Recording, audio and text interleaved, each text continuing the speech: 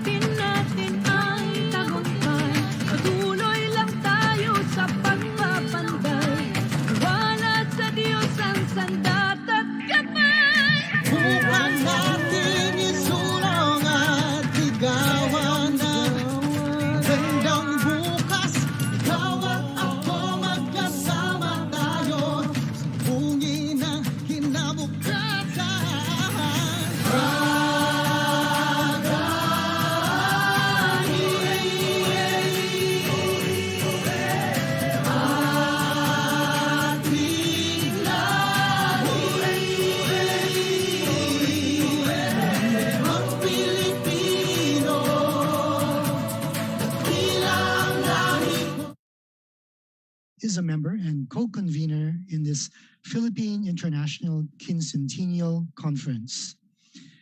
Good morning, good afternoon, and good evening to our viewers around the world.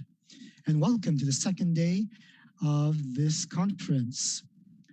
I am Eduardo Martin Armeñez, the Assistant Secretary of Public and Cultural Diplomacy at the Philippine Department of Foreign Affairs. I will be your moderator for this morning's session with the theme, Southeast Asia Views the Quincentennial, participated in by experts from Malaysia, Thailand, Indonesia, and Brunei Darussalam.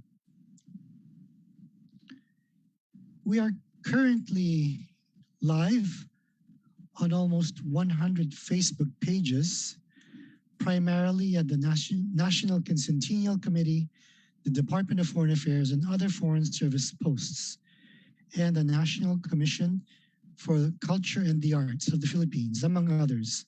And of course, we thank the Radio Television Malacanang for streaming the series.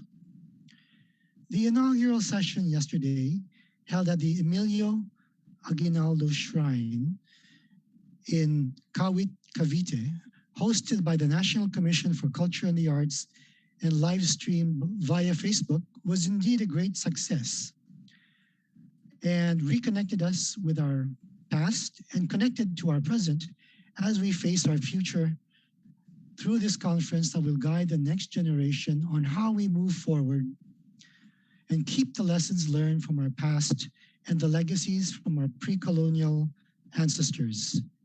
It was another one for the books as it was symbolically inaugurated at the Aguinaldo Shrine, while our panelists from different parts of the globe were connected through technology to open the first International Quincentennial Conference. The engaging narratives of our speakers from, of course, the Philippines and from Spain and from Portugal really reinvigorated this particular important moment in history and outlined the cultural engagements then and now and the promise of continued global interconnectedness. Indeed, it is history that binds us and a legacy from our shared past that we must embrace and embark on towards a future engagements.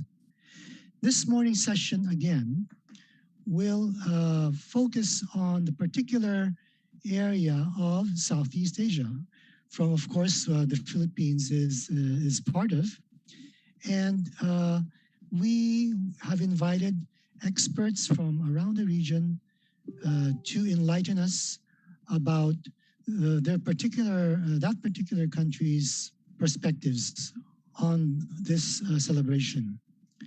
Our panelists for this morning's conference session are from the University of Science Malaysia, Dato Seri Dr. Muhammad Saleh Yager to discuss Malaysia's perspectives on the Quincentennial. Dr. Pimsak Hongjam Rasilp from the Thammasat University in Thailand will share their views on the Quincentennial. From the University of Brunei, Darussalam, Dr. Ramel Kuramin will give a talk on the Magellan Elcano voyage from the contemporary perspectives of Brunei, Malaysia, and Indonesia.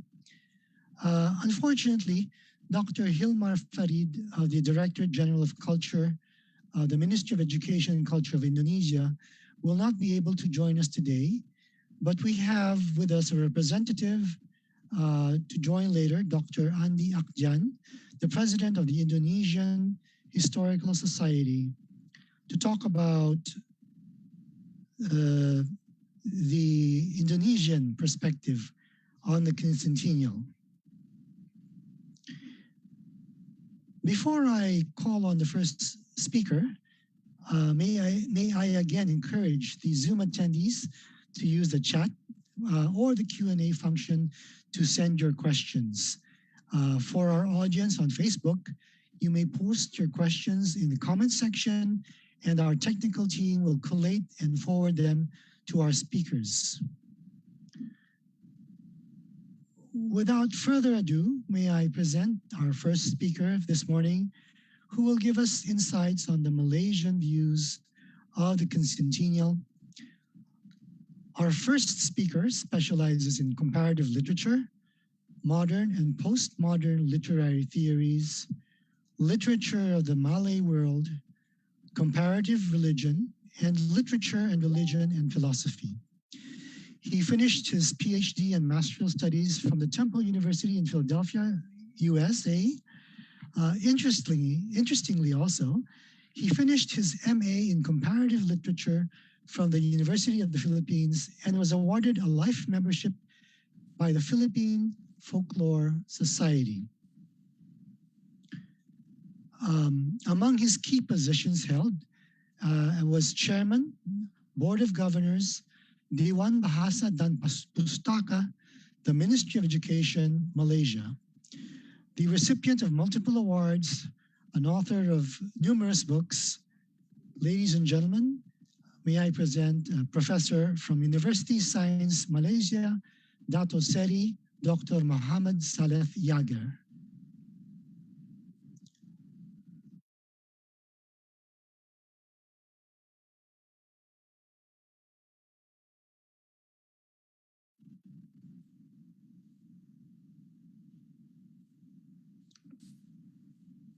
Dr. Yager,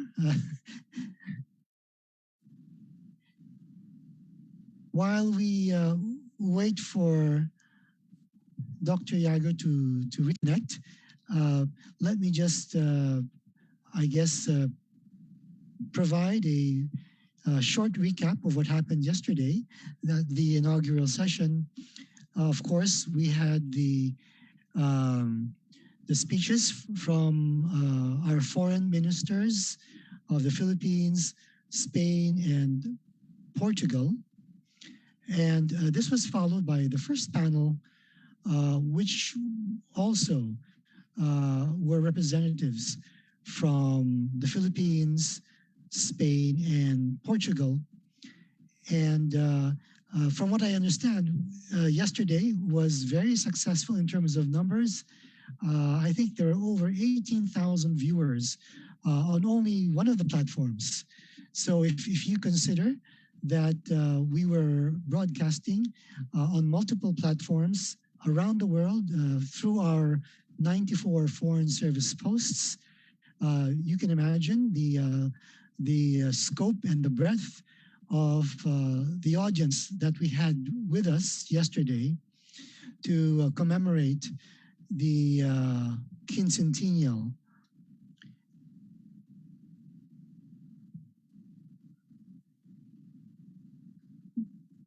We are still waiting, I believe, for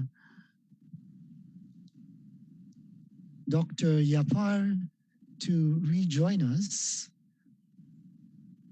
And again, to refresh the memories of our audience, the quincentennial commemoration is an important event in world history because this was the landmark accomplishment of the circumnavigators from Portugal and Spain, as was explained yesterday. Magellan is of Portuguese origin. However, the expedition was sponsored by Spain, and that is why yesterday we had the key participants represented from the governments of Portugal, Spain, and of course from the Philippines, because the Philippines has several locations within our country where the expedition stopped, and the National Historical Commission and the National Quincentennial Committee have highlighted the importance of these particular locations by putting historical markers. And in the future, for those of us who have the time, we'll be able to visit the different locations where the expedition stopped. And again, as I mentioned, this was a very important accomplishment because I guess the most basic understanding is that because of the circumnavigation, science proved that the world was not flat, which of course was the prevailing opinion among the experts prior to this accomplishment. I now see that Dr. Yapar is now with us, and so may I invite Dr. Yapar for you to unmute, and you may begin your contribution to this session this morning.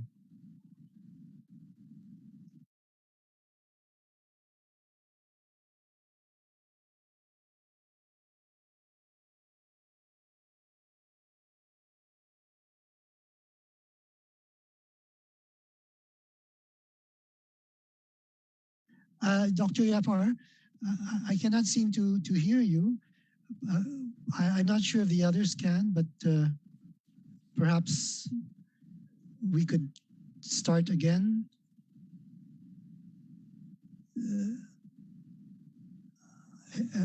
Yes, if you may speak so that we can check the sound.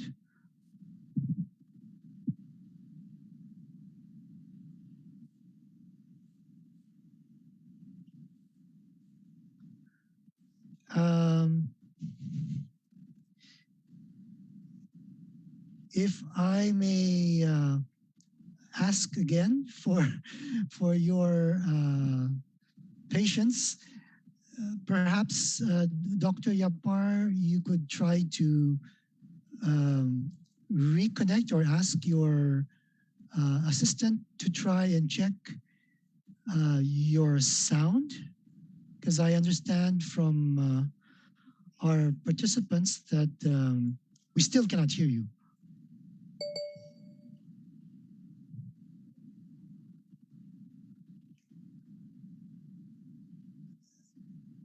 Um, not yet.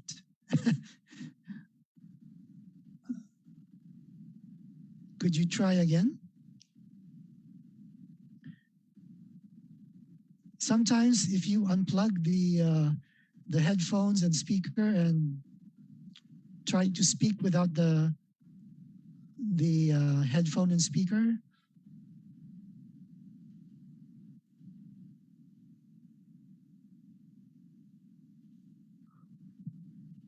Uh, um, could you test?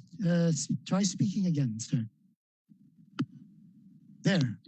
Yeah. Oh, just I think it's better to Hear just. me now? Yes. Yes. Oh, okay. Thank you very much. Okay, I'm sorry. Good morning, Mr. Moderator, Mr. Eduardo Martin Manes, panel members. Can you hear me now? All right. Okay.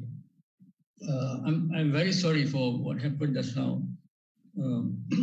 Okay, we'll go straight to the topic. My topic is I'm trying to share now with you. My topic is Enrique de Malacca and Datu Lapu-Lapu, the prides of the Malay archipelago. We are trying to share the PowerPoint now. Okay. Okay, I will go ahead now with the prologue. The 2021 commemorations in the Philippines is a highly significant series of observances and celebrations. It marks the 500th anniversary of various historical events involving not only the Philippines, but the whole of the Malay archipelago. In the main, to me, it relates to the outstanding achievement of Enrique de Malacca and the heroic deeds of Datu Lapu-Lapu of Mactan. As will be shown in the following discussion, they are, in fact, the prides of the Malay archipelago as far as this discussion is concerned. Now, the discussion would also enable the people of the whole archipelago and other interested parties to see the truth behind Magellan's attempt at circumnavigation of the globe, so-called. To me, it was actually a spy's mission with colonial and crusading motivations, thus giving rise to the significant events which took place in Mactan in 1521. Now, as indicated earlier, the events had significant impacts, not only on what is now the Philippines, but also on Malaysia, Indonesia, Brunei, and the whole of the Malay archipelago. This discourse then will argue that Magellan was not a heroic figure fighting for the promotion of human advancement and dignity. On the contrary, he was a villain, just another European on a spy's mission who died attempting to subjugate others and impose his religious creeds. The real hero after the unfolding events around Cebu and Mactan of that time was Datu Lapu-Lapu, the first leader in the Malay archipelago to vanquish a European conqueror or colonizer. Thus, it is right for me, for the Philippines, to retrospectively honor him as the first Philippine national hero to resist foreign invasion. I would like to take the opportunity to thank the Philippines for doing it. Furthermore, the paper will argue that Magellan did not complete the circumnavigation of the globe as usually proclaimed. Neither is Sebastian Elcano, the first person to complete the mission, so-called, having reached back in Spain 1.5 years after the 1521 Mactan incident. So to me, both are not qualified. The success story does belong to Enrique de Malacca, Magellan's slave and trusted translator cum navigator, who is believed to have returned to Malacca. We'll discuss that later. But even if he remained in Cebu or Mactan, he could still be regarded as the first person to take a 650-degree trip to in circumnavigating the globe.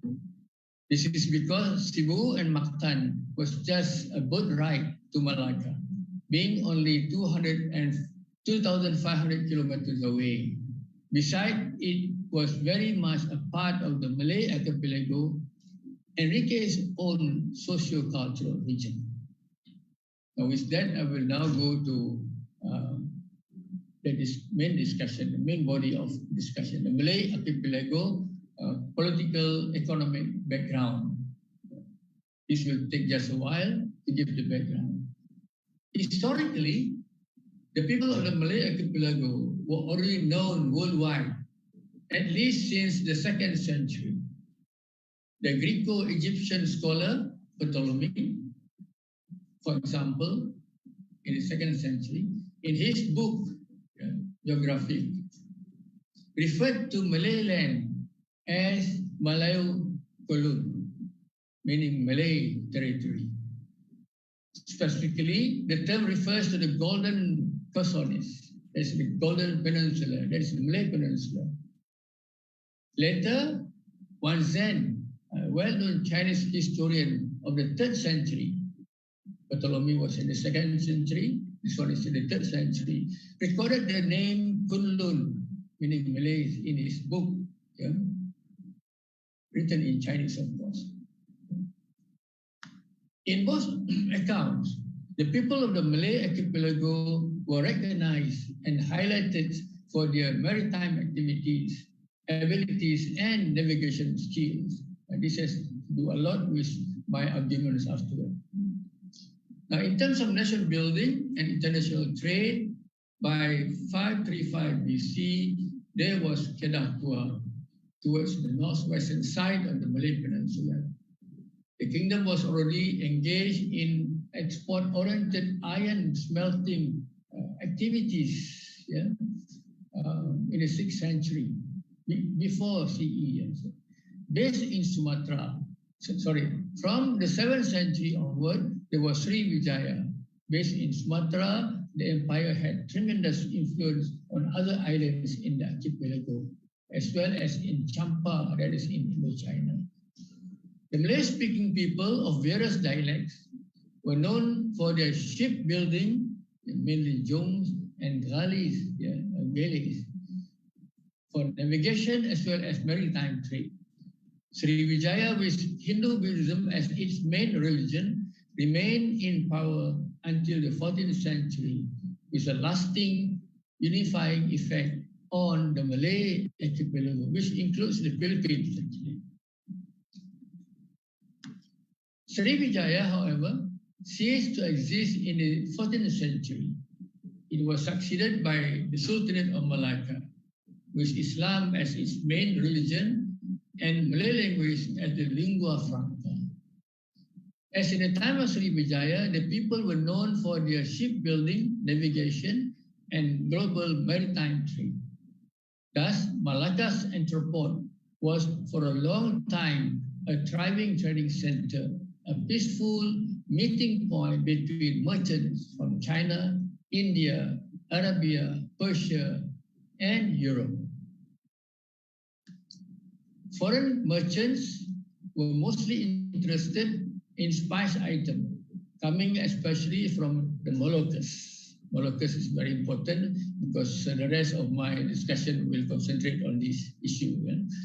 that is Spice Islands, now in Indonesia, and also for sugar coming from Tondo and Negros, now in the Philippines. Unfortunately, greedy and evil European powers were highly tempted to conquer and colonize the Malacca Sultanate. This is what will happen very soon. Now, as hinted above, unfortunately, in 1511, Malacca was attacked and captured by the Portuguese colonial power. At the time of the attack, Malacca was still a bubbling international commercial center, a Venice of the East. It's not my words, quoted from some people, with merchants coming from all over the world. Most Malaccans were polyglots, with the celebrated hero Lakshmana Hang Tuah, for example, speaking 12 languages. Generally, the Malays of the archipelago at that time were still navigating peacefully throughout the world in big junks and galleys. Now we come to the next part, and this is the main section: Magellan, Enrique de Malacca, and Datu Lapu. These are three main figures that we'll be concentrating on. Ladies and gentlemen, friends and colleagues, the Portuguese, led by Alfonso de Albuquerque, attacked Malacca in 1511. In the attacking army was Ferdinand Magellan, who would later start an aggressive spice mission by sailing westward via a new route. And interestingly, on the defending side was an 18-year-old young man who, after the fall of Malacca, was immediately acquired by Magellan as a captured slave and named Enrique. Antonio Pigafetta, Magellan's official chronicler from Italy, refers to him as Enrique. In English, it is Henry. It is said that the slave was baptized a Roman Catholic, but there is no clear indication about his practicing the religion. According to Pigafetta, too, the young man originated from Sumatra, which is Sumatra in present-day Indonesia, and spoke excellent Malay. And he knew only Malay, no dialects from the Philippines, for example. Only Malay, the lingua franca of the archipelago. However, Magellan's special will and testament for him, written on the 24th of August 1519, while Enrique was 26 years old, indicates that the man was a native of Malacca. So there are two versions now coming from two different people. According to Magellan, he is from Malacca. But his writer, Pigafetta, said that he was from Sumatra. Whatever is the case, he is known in history as Enrique de Malacca, meaning Enrique of Malacca. His original Malay name is not known, but in Malaysia today, he is now referred to as Panglima Awang. According to Pigafetta, from Malacca, Enrique was taken back in 1512 by Magellan to Lisbon, Portugal, after romping around the Malay archipelago and North Africa, where his leg was wounded in the battle and he had to limp since that day. Now, accused of corruption in Morocco, Magellan left the service of the Portuguese king and moved to Spain. the foremost competitor in spice trade, in control of the eastern roads. And he took along with him, of course, Enrique. Now, in 1517, Magellan offered his services to King Charles V and proposed a mission to the fabulous Moluccas, that is, to Spice Islands, in the Malay archipelago for spice products, sailing westwards via a new route. I have some illustration here of Magellan himself. And then on the other side, at the end is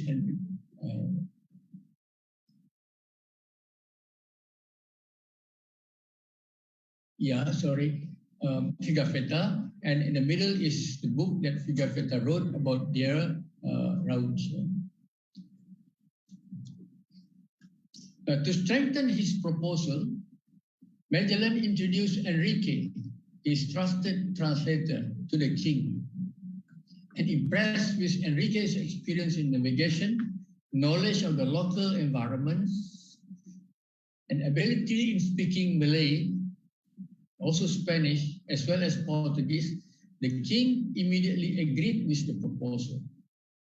Thus, Magellan started his expedition with the Armada Moluccas. Even the Armada's name is named after Moluccas, comprising of 5 ships with a crew of 270 on 20th of September 1519, exactly 500 years ago.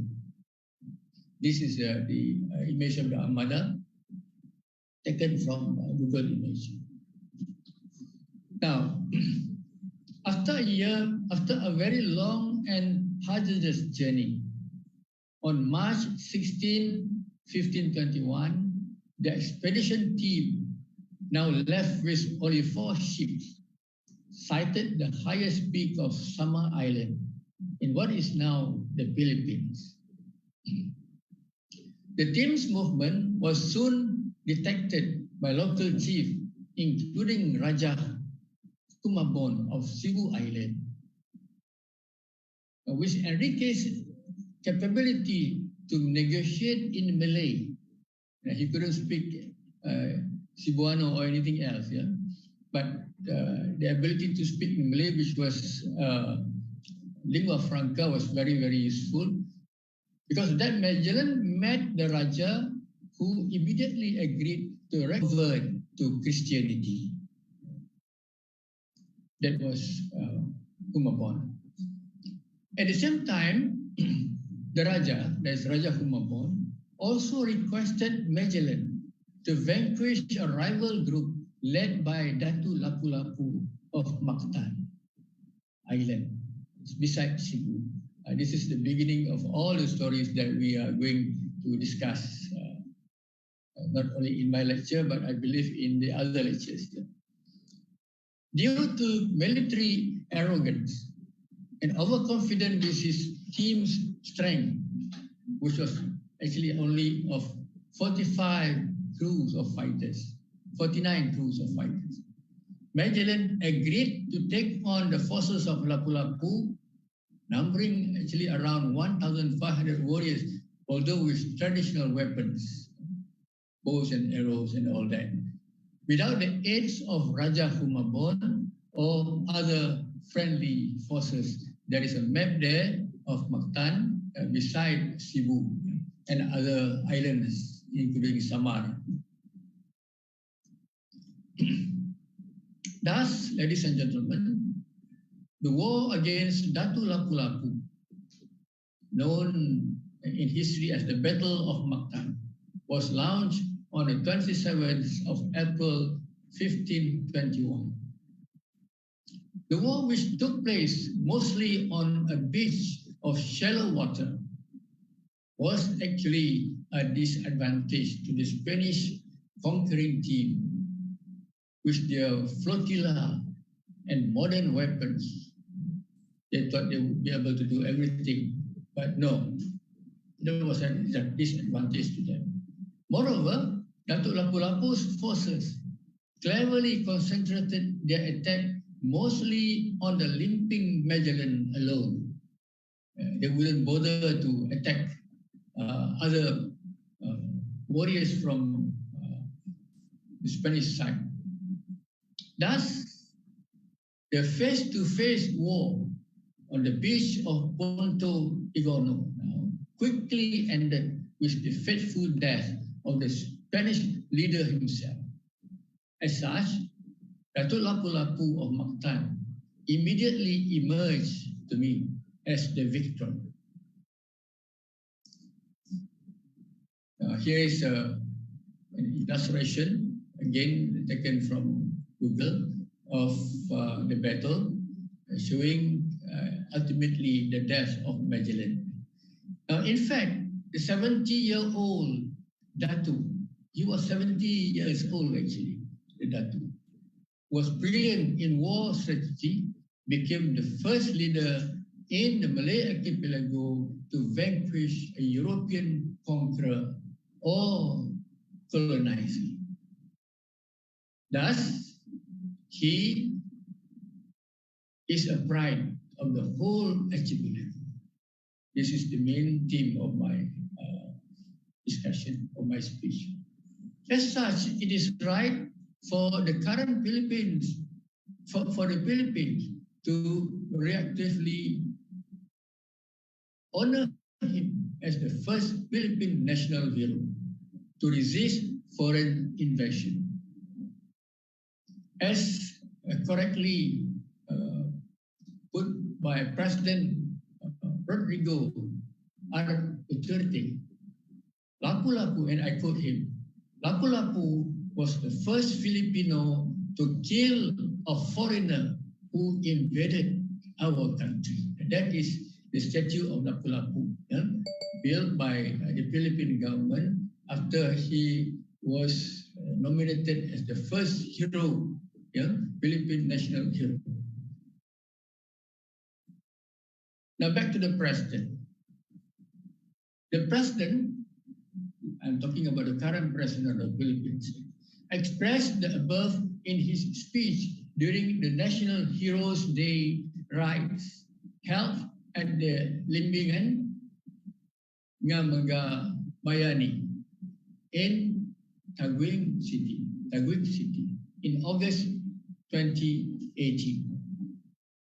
At the same function, the president took the opportunity to express his displeasure with how most history books in the country frame Magellan as having discovered the Philippines. And he was very disgusted about this. As he clearly puts it, and I quote him again, it is funny to me because we were not discovered.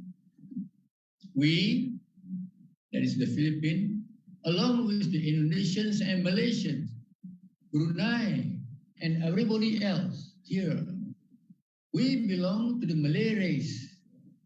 And we have had our own civilization thriving before the Dutch invaded Indonesia, the British invaded Malaysia, and the Philippines taken over by the Spaniards and later on by the Americans. So why are we talking about Magellan having discovered us? He was very displeased with this. Although he liked very much the idea of nominating Lapu-Lapu as the first national hero. I'm sharing now with you this photograph, a very unique photograph of the president, Philippine current president, together with Lapu-Lapu behind him. He has spoken actually a lot about Lapu-Lapu. One of which is this. That is with regard to Datu Lapu-Lapu's tribe and place of origin. People have discussed a lot about this, but he has his own version. President Duterte is of the opinion that Lapu-Lapu was a Tausu from Mindanao. I took this from Blinic 2021. Very recent, actually. And people argued with him, he argued back. He said, no, he is from the Tausug tribe. However, according to a book,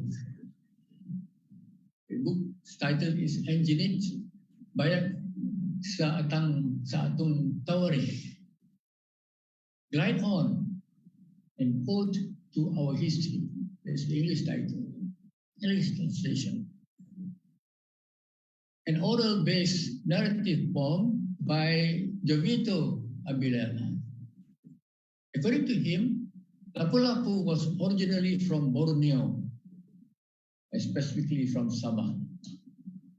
Thus, according to him again, soon after the battle, and having reconciled with Raja Humabon, he returned to Borneo with 3 of his wives. He didn't mention how many wives, but he said that 3 of his wives, 11 of his children, and 17 of his followers. To me, then, this seems that more research has to be done on this. Yeah. While we wait for the research, I'm still very interested in that part of the research. Now we go back to Enrique de Malaga. According to Magellan's will, written in 1518, after his death, Enrique shall be free. This is Magellan's will, written by himself. Enrique shall be free, and I quote, and relieved of every obligation and subjection, that he may act as he desired and think fit. Besides that, from Magellan's estate, Enrique should be given the sum of 10,000 maravedis in money for his support. Today, the 10,000 compensation would be more or less US $1,300. But in spite of all those, the will and also the compensation which was made known to Magellan's officers. But Magellan's brother-in-law, Duarte Barbosa, refused to honor the will.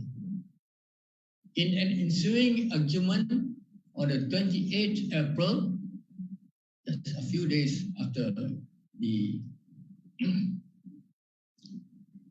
war, he threatened to whip Enrique and insisted that the Malay sailor stick to his slave status and remain with the expedition team.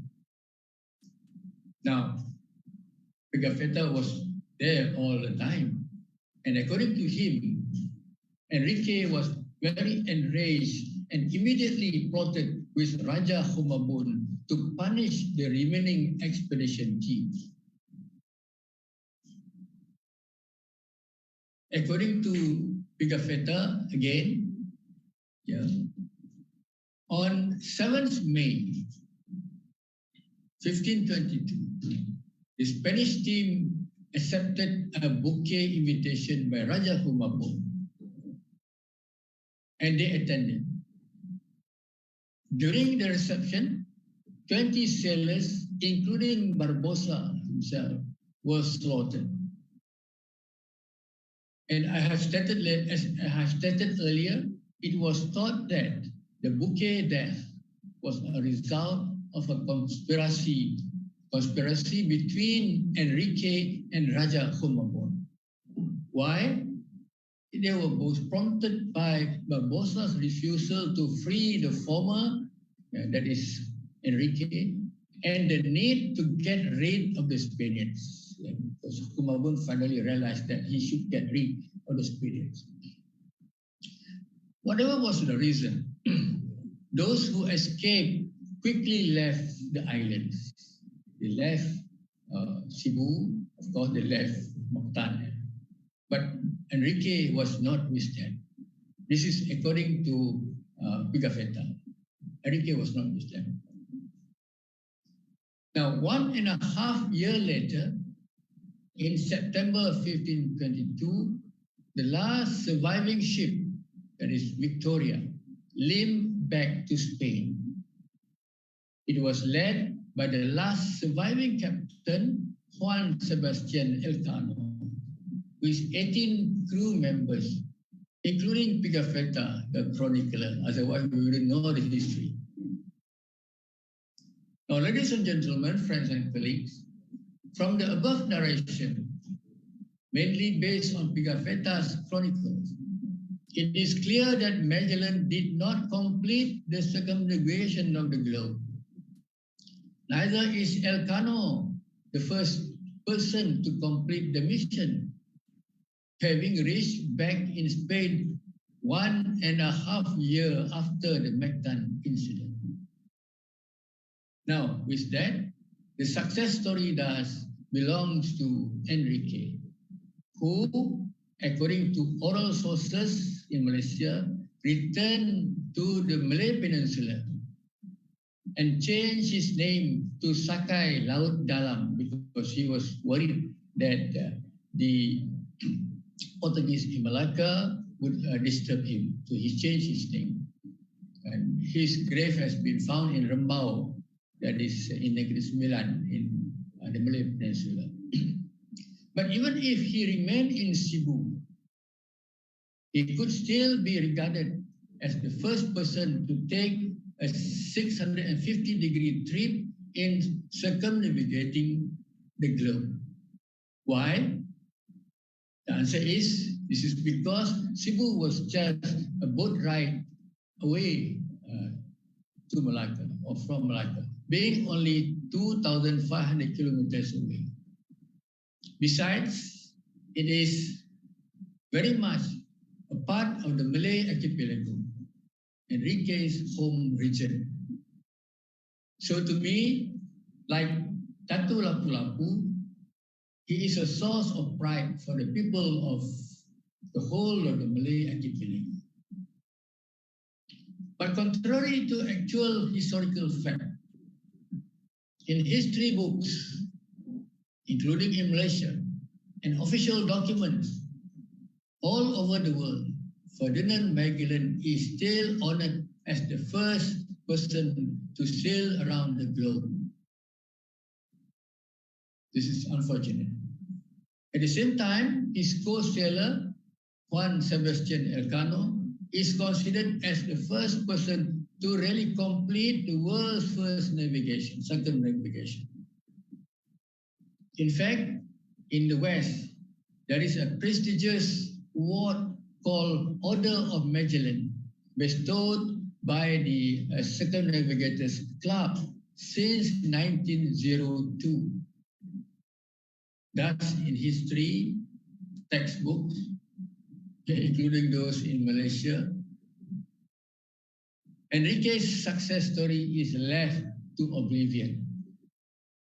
His heroic feat has never been historically discussed in classrooms.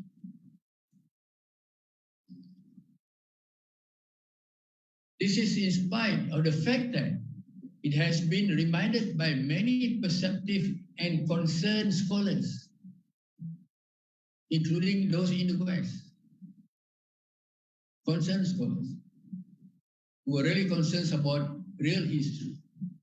Early in the last century, for example, the issue was raised by Stephen Zweig in his book, Conqueror of the Sea, The Story of Magellan, published in 1938. He already refuted that.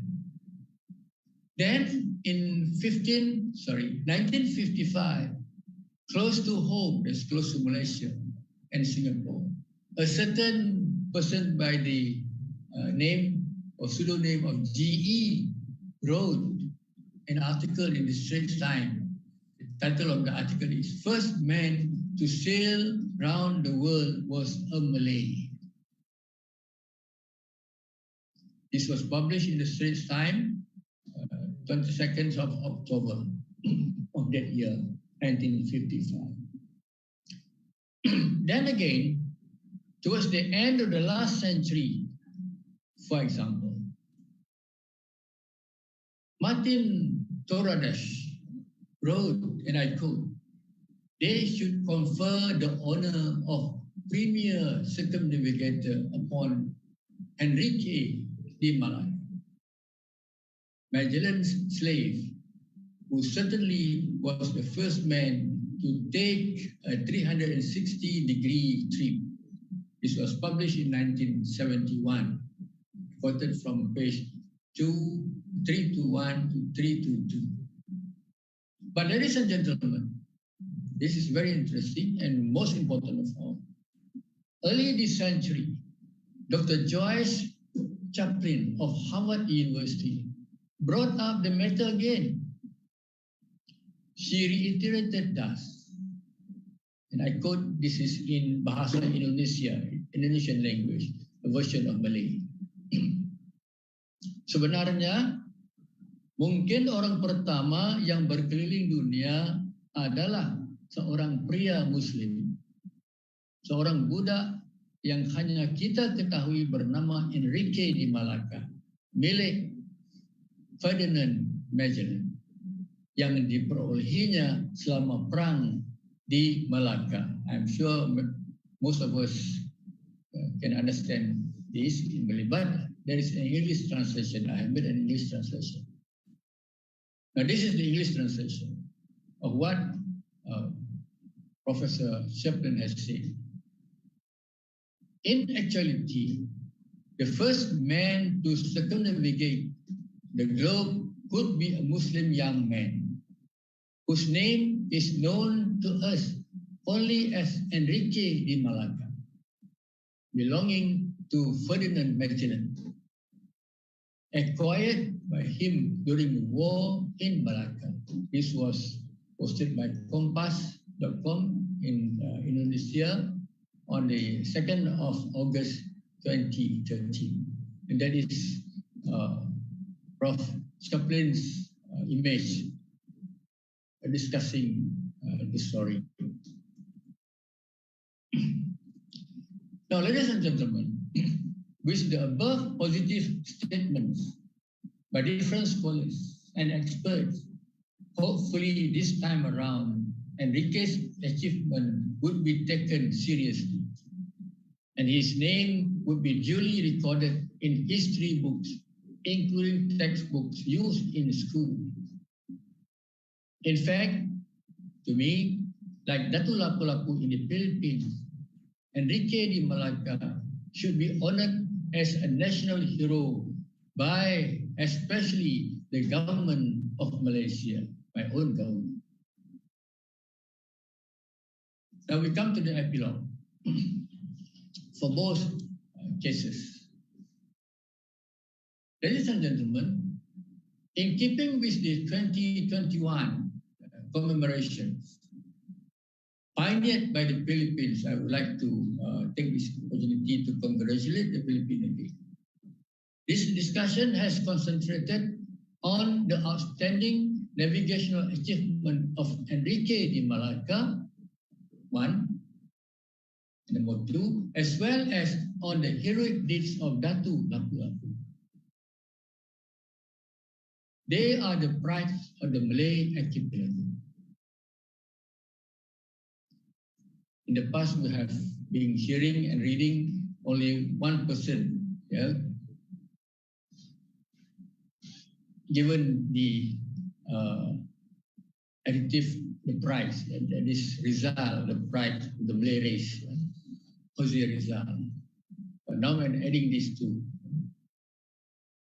The discourse has opened the way for the people of the archipelago as a whole and other interested parties to see the truth behind Magellan's attempt at circumnavigation of the globe.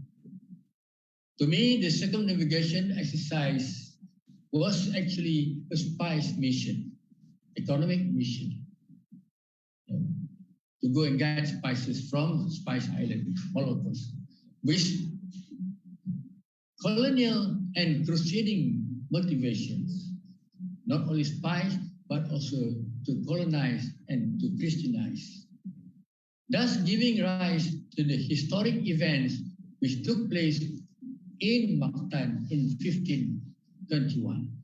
So the event was, to me, both significant and should be remembered forever. The discourse has argued that Magellan was not a heroic figure fighting for human advancement and dignity. On the contrary, he was a villain, just another European on a spy's mission who died in his attempt to subjugate others and impose his religious values. I'm not saying about this only to Magellan, but to many other European conquerors who came to the Malay Peninsula. But in this case, the real hero of the Mactan 1921 event was Datu Lapu Lapu, the first leader in the Malay Epilog to vanquish a European conqueror of the line. Very, very brave. Thus, it is right for the Philippines to honor him as the first Philippine national hero and to resist, as a person to resist foreign invasion. Furthermore, the discussion has argued that Magellan did not complete the circumnavigation of the globe, as usually proclaimed. Neither is Sebastian Elcano, the first person so-called to complete the mission, because he reached back in Spain only 1.5 years after the Mactan incident. The success story thus belongs to Enrique, who, as I have explained, is believed to have returned to Malacca, if not Malacca, to the Malay Peninsula in general. Even if he remained in Mactan or Cebu, he could still be regarded as the first person to take a 650-degree trip around the globe. This is because Mactan was just a boat ride to Malacca, being only about 2,500 kilometers away. Besides, it was very much a part of the Malay archipelago, Enrique's own socio-cultural region. With that, I say thank you. Terima kasih. Thank you. Terima kasih and maraming salamat po. Thank you very much, Mr. Eduardo.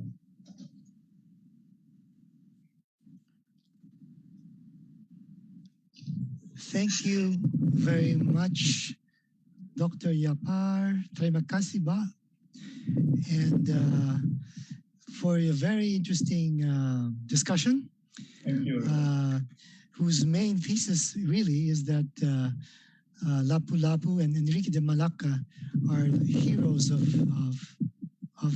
the Malay region. I'm sure that many of your points might be covered by our other experts this morning. And as we said, the intention of this entire conference on the Quincentennial is precisely to bring out all the different perspectives from experts around the world so that everyone is educated and so that we may also be able to come up with a more informed perspective of this historic event. To continue our discussion, let us now listen to our next speaker, known to be from a country with rich cultural heritage and known to be one of the richest traditional cultures in the Malay world. It is with great pleasure to introduce our next discussant from the University of Brunei Darussalam for his lecture on the Magellan Elcano Voyage from the contemporary perspectives of Brunei, Malaysia, and Indonesia. Dr. Ramel Kuramin is a senior assistant professor of history and international studies program at the University of Brunei Darussalam. He obtained a PhD in Southeast Asian Studies from the Australian National University. He also did master's studies at the National University of Singapore and the University of the Philippines, Diliman. Before joining the University of Brunei Darussalam, he was a postdoctoral fellow at the NUS, National University of Singapore, and La Trobe University. He has published articles and book reviews in international journals such as Critical Asian Studies, Time and Society, Sojourn, Philippine Studies, Southeast Asia Research, Southeast Asian Studies, Suvarnabhumi, among other journals. His research interests include history and memory of political violence, comparative history and historiography, history and popular culture, politics of knowledge production and consumption, heritage making, place making, Filipino Malayness, state-scholar relations, political ethics of scholarship, post-colonial theory and decoloniality movement. The empirical areas of research are mainly the islands of Southeast Asia, particularly Indonesia and the Philippines. Ladies and gentlemen, please welcome our next speaker, Dr. Ramel Kuramin. Thank you very much for the that kind of introduction. Very kind introduction. Thank you.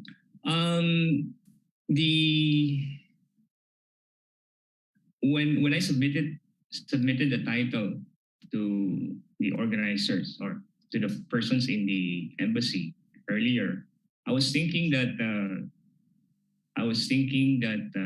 there was nobody who was going to talk about Indonesia and Malaysia, and so because I'm writing a paper on Enrique de Malacca, the afterlife of Enrique de Malacca in Malaysia, Indonesia, and the Philippines. I was thinking that perhaps I could include them, but upon checking the website, I realized that there were already people invited to talk about specifically from the standpoint of Malaysia and Indonesia and Thailand. So for now, I'm going to focus on Brunei.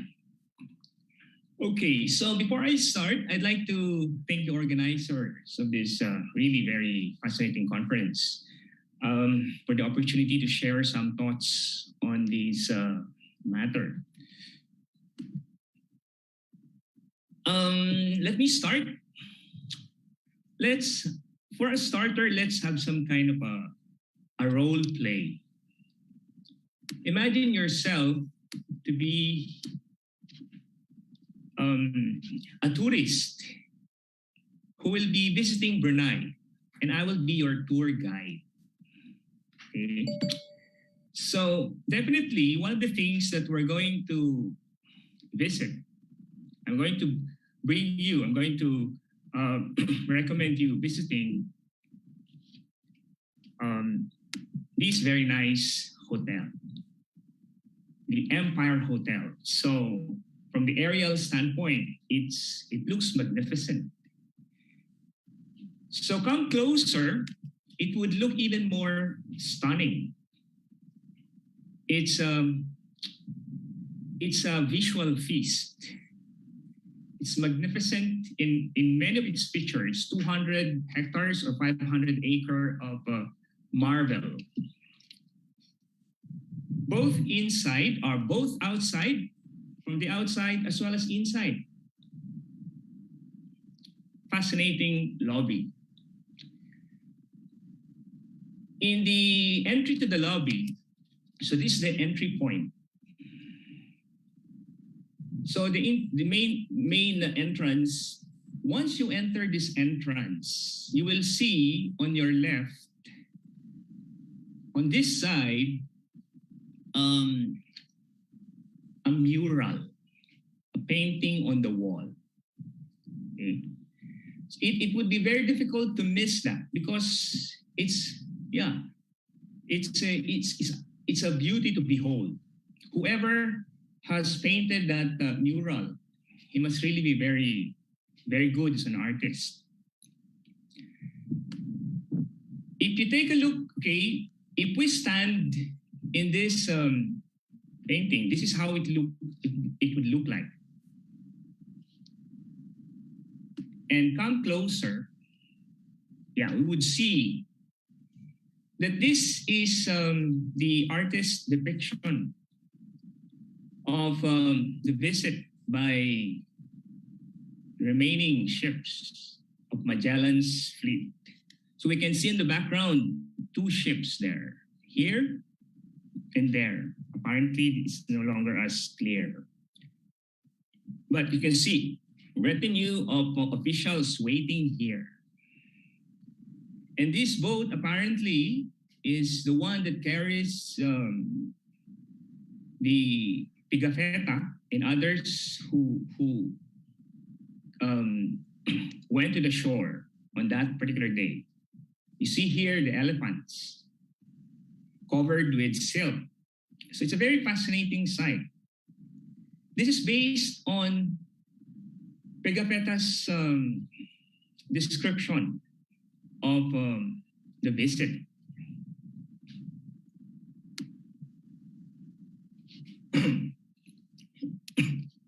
The accompanying label or this is what we're gonna read there. So I give you some time to read.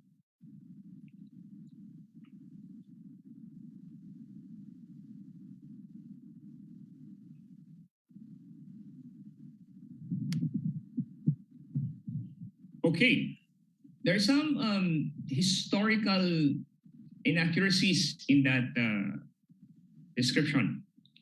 So it may not be the first, they may not be the first Europeans to have visited Brunei. Earlier, it's possible that there were some reported instances that Europeans had already seen, at least part, if not really specifically Brunei that we know today, at least parts of the Borneo, the northeastern part that at some point in the past, still part of Brunei in general. Another is the homeward. It's not really when they, as I'm going to discuss in a bit, while it's not, their arrival in Brunei was not yet part of the homeward leg of the voyage. They were not yet going home when they went to see Brunei. They were still, on the lookout for their target. But one thing that this description got right was the lavish reception that the European visitors had experienced. So in this talk, three main themes run through. First is the travel, the adventure. So some kind of tourism. That's the reason why we started with a role play. I am a tour guide and you're the tourist. Because this episode in history sounded like that. It seemed like that, and the accounts by Pigafetta, the one who wrote the narrative, the chronicle of the expedition, it sounded like a travelogue. I'm going to provide you some excerpts in a while. Second theme is that kind of idea of being lavish, advanced, impressive. Because that was in fact what Pigafetta and other, these navigators had seen in Brunei. Third theme is that it is confined or limited. The mural, for example, the painting that I've seen earlier, that I've shown you earlier, it's the only commemorative marker of this event in Brunei. It's possible that that's the only one that exists in Brunei at this point. And perhaps that was put there not really as a commemorative marker. Because apparently the local scholars are not very. They're more interested in other historical episodes in relation to Spain. That's the one that would happen later in the war against Spain. Okay, but this episode is yeah, it has a limited kind of appreciation, I should say.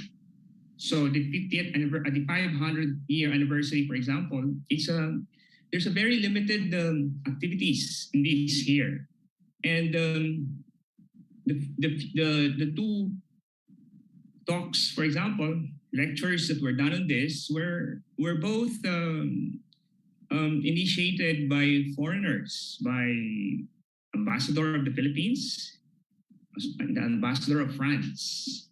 So no locally driven initiatives were done on this 500th anniversary.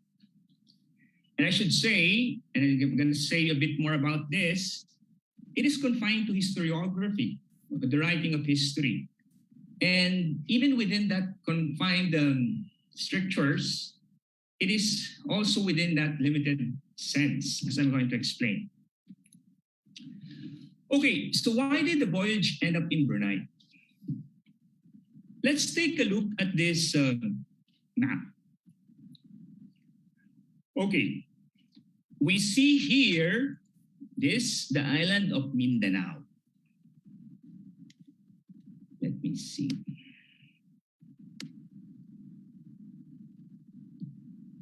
Okay, so this is the island of Mindanao. These islands here are the islands in the Visayas. And these are several of these places are marked as places where the navigation, this fleet dropped anchor or passed by. Okay. Up there is Luzon. And we can see here Palawan. Palawan is here and Borneo is here. The present day Brunei is here. Okay, so I'm not going into the details of what happened when Magellan's expedition arrived in the Philippines. Okay, it's going to be discussed by perhaps in other occasions, because I understand this conference is a series of conferences. So just like to note that, okay, so they arrived in the Philippines and some are Leyte initially, and eventually they went on to pass by Limasawang, so the Leyte, and eventually in Cebu. Here in Cebu, in Mactan, as we know, as our previous speaker had already mentioned about Lapu-Lapu killing Magellan. So that kind of episode happened here.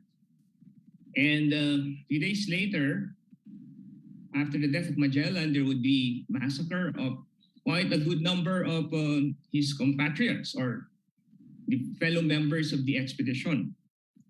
That forced them to flee. So they followed this route. At some point, they landed in certain part of Zamboanga. And during this time, the idea is, because you see, their main concern really, and as the expedition is called, it's called the Maluku Expedition. And where is Maluku? Maluku is here. This is the Maluku Archipelago. So it is down here. So their main concern is to go to this place, but they had some kind of an accidental detour in various islands in the Philippines. So when Magellan died and several of his men were killed, they fled, and the idea is really to look for their target. So they thought that the Maluku would be somewhere further east. Okay? So until they reach Palawan. And from Palawan, they sailed back, and they sailed down until eventually they reach Brunei. Okay, so that's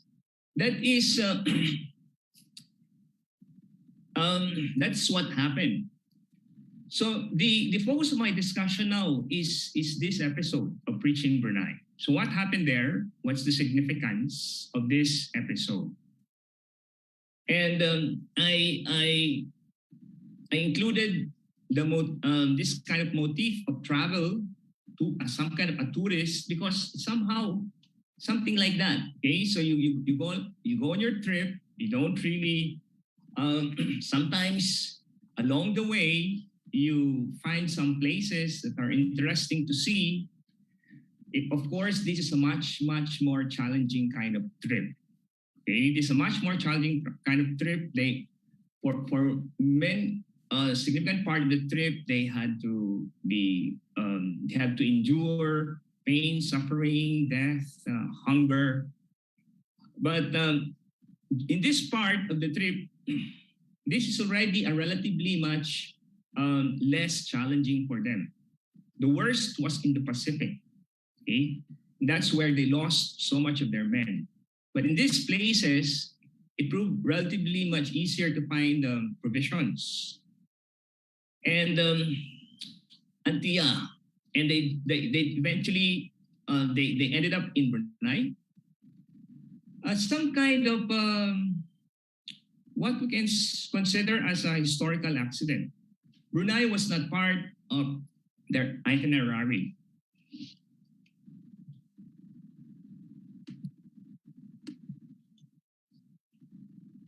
Okay, so the visit, I'll call a visit, in Brunei lasted for about 20 to 21 days. They arrived on the evening of the 8th of July, and they left on the 29th when they thought that they were being pursued and to be attacked by fleet fast-moving boats. Okay, so in this particular expedition, it's often mentioned Pigafetta. He's an Italian scholar. So he served as the official scribe of the expedition, and his accounts provided fascinating details about each and every places they have been to and the things that happened inside the ships.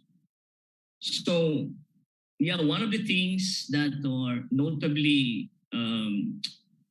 mentioned by Pigafetta was the 25,000 families or households that Brunei during that time, and quite a lot of number of scholars are rather unbelieving or rather dubious about this kind of claim. Perhaps it was not that huge. But nevertheless, okay, some of the things that were observed about elephants, camphor, a lot of food, palace, well-armed soldier, about which I'm going to provide some excerpts from his accounts. And also notable is the big fleet of fast-moving boats. And also, one of the things that is fascinating about what he mentioned there is the possibility of the existence of a rival city.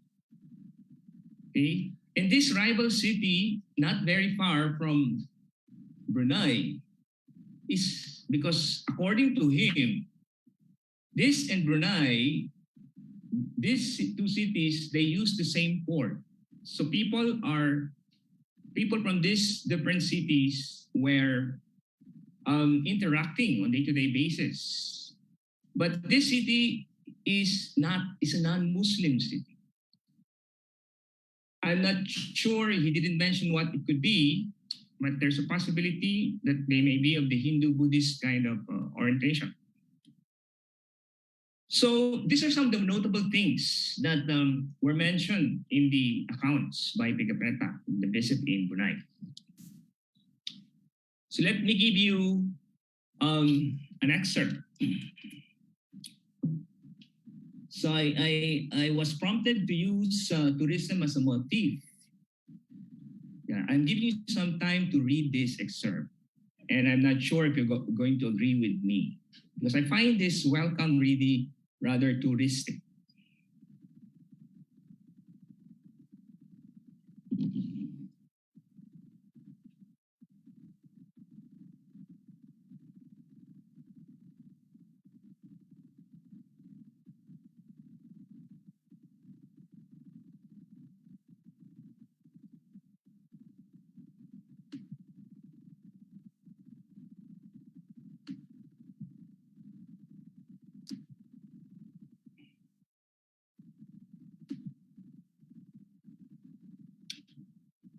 Okay, so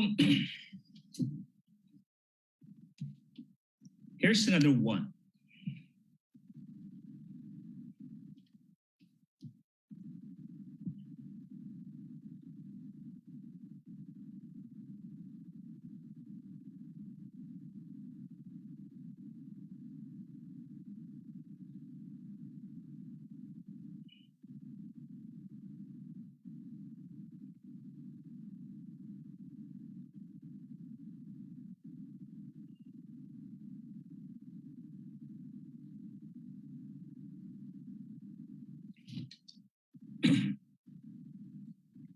This reads like after a long day of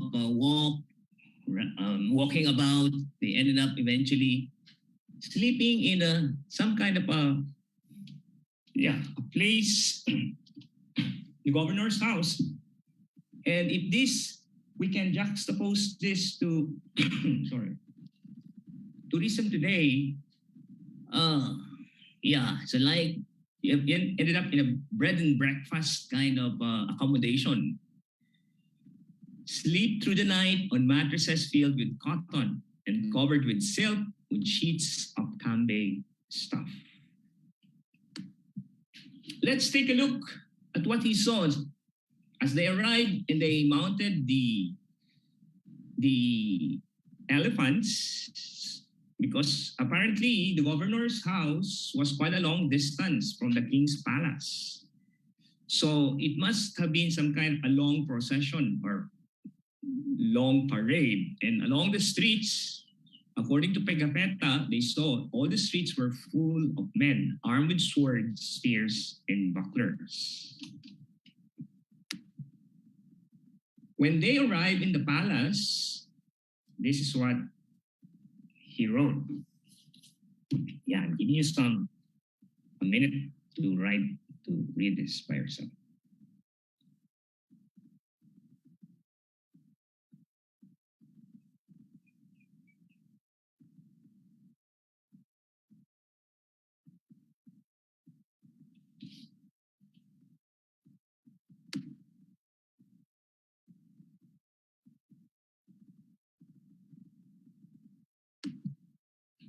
So as you can see, the reference to gold and silk, among other things, are recurrent in his in Pigapetta's account, and that would tell us about the level of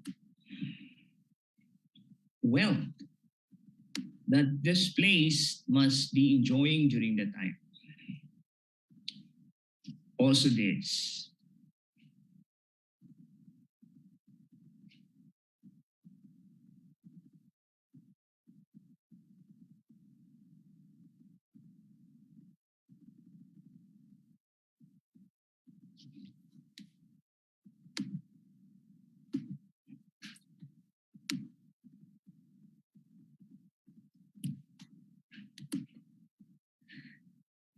So these are expensive items.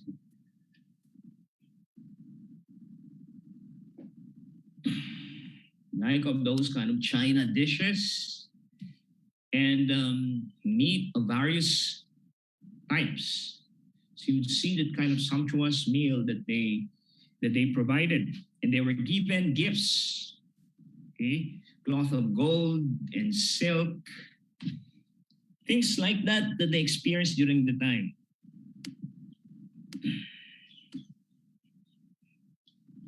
So Pigafetta's account may not be the first European account of Brunei, but it provides the most detailed and extensive description of Brunei. So in several pages in Lord Stanley's version of the accounts of the voyages, you would see here about 6-7 pages just devoted to Brunei, and that was amazing. That was amazing for considering that during that time, yeah, there are, or even up to now, you'd really find it difficult to find an extant historical documents that can tell us with a certain level of certainty or clarity what the region was like. Okay, particularly Borneo, because Borneo is often on the black hole insofar as historical writing is concerned. So Pigafetta's detailed account were unmatched, and Pigafetta, yeah, because he himself had seen so many cities around, in different parts of the world, and he easily admitted that Brunei was by far the most developed that he had seen in that part of the world, this part of the world. So you see there, yeah, that kind of impressive settlement.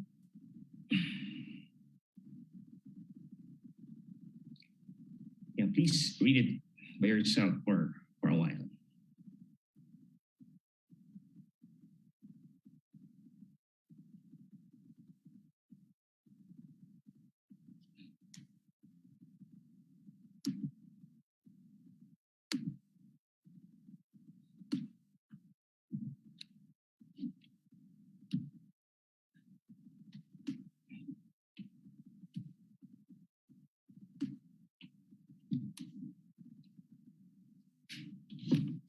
Okay, so he even noted the presence of 56 bombard metals and 6 of irons were fired during the 2 days that they were in the city. Now, another important point for historical purpose is there were passages there, and this is the passage. Take a look.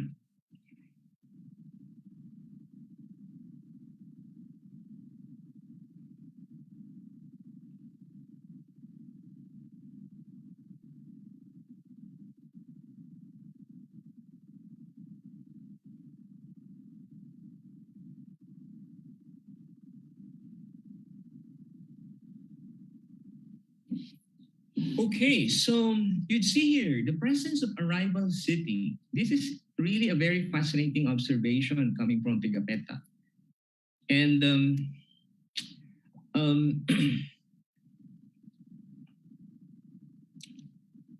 Robert Nicol, in his compilation of European sources on Brunei, you can find there a map which more or less provide this idea of where that rival city could possibly be.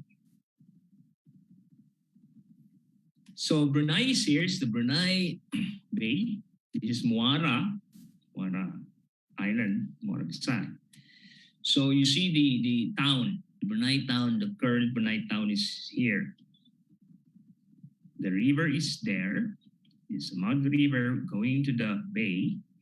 And apparently, the fleet anchored somewhere here. Okay, the two ships remains anchored here, and Pigapetta was talking about that kind of another city that is not non-Muslim, and yeah, one approximation is it might be somewhere here. Unfortunately, yeah. I'm not really very well read in the case of Brunei history, so I find it difficult at this point to wrap around this idea. But the point I'd like to point out here is this Pigapetta's reference to another possible rival city is something that is among the things discussed by Magellan. This is one of those things that is downplayed by scholars writing about Brunei. So this to end this discussion, the usable past, this usable past that is the circumnavigation of the world, seen in various places in the world like Europe and the Philippines as a big thing. But in the case of Brunei, it seems that it has received little appreciation so far. This might change in the future. Let's see what will happen. And the main usefulness lies in the proof of how developed or advanced Brunei was in the early 16th century. So scholars would often use Pigapetta's account to highlight those aspects. I'll wait for a while. Let me just, I'm so sorry. My battery is running. I'm running. I didn't notice that my battery is running very low. Let me just get my charger for a while. Sorry, my apologies. Wait, just 1 minute. I'll just.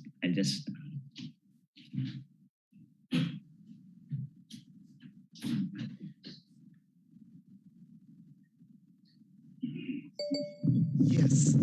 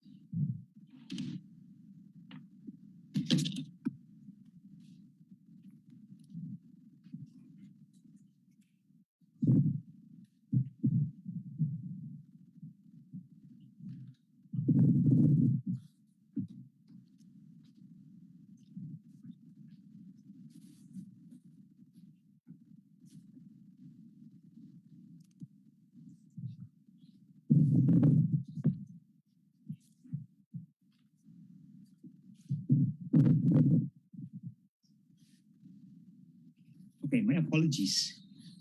Okay, so as I was saying, so far this 500-year anniversary of Magellan's expedition has received a little or limited participation on the part of the Bruneian society. And the two conferences the two talks that were held on this that happened in May 2021 were primarily organized by foreigners, the two ambassadors, one from the Philippines and one from France. So, but let us see what will happen in the next couple of years. And one thing that I'd like to emphasize in this presentation is that, the usefulness of this episode, what is highlighted is how advanced Brunei is in the 16th century. and often downplay is the point raised by Pigapetta that there was a possible rival city that was also close to Brunei during the time. So on that note, what is happening here is quite common in the way how different societies make use of history for their own particular purpose. Whatever is useful for them, that will be highlighted. And whatever might be not really useful or controversial, they might as well be put aside, set aside, and be silent about. So what's happening here in Brunei is nothing unusual. It's a common pattern in every society insofar as their use of history. Whatever is usable for them, they will take note of. Whatever is not, they will forget. On that note, thank you very much. And again, I apologize for the technical problem. Thank you.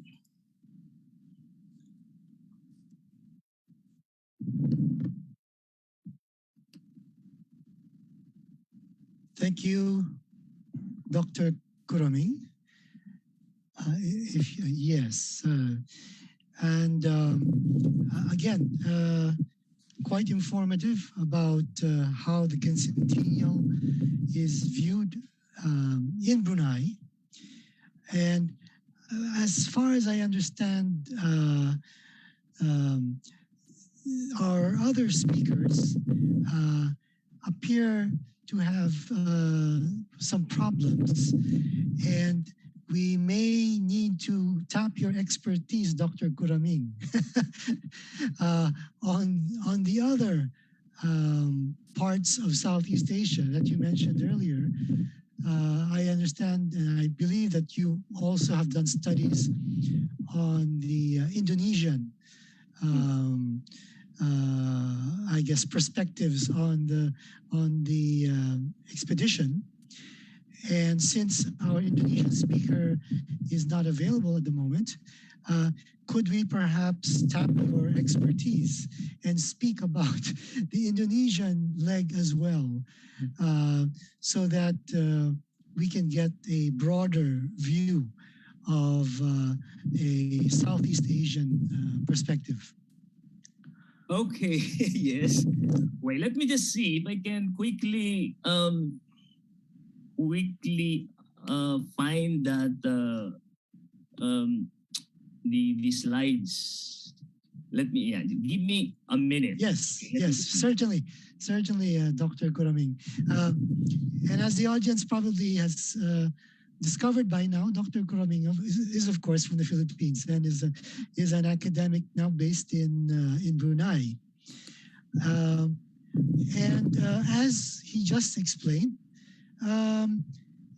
for Brunei, which represents one stop in the journey of 20 or 21 days, this particular event is not so well known or perhaps not commemorated as much as it is in the other parts of the world, as we saw from yesterday's presentations.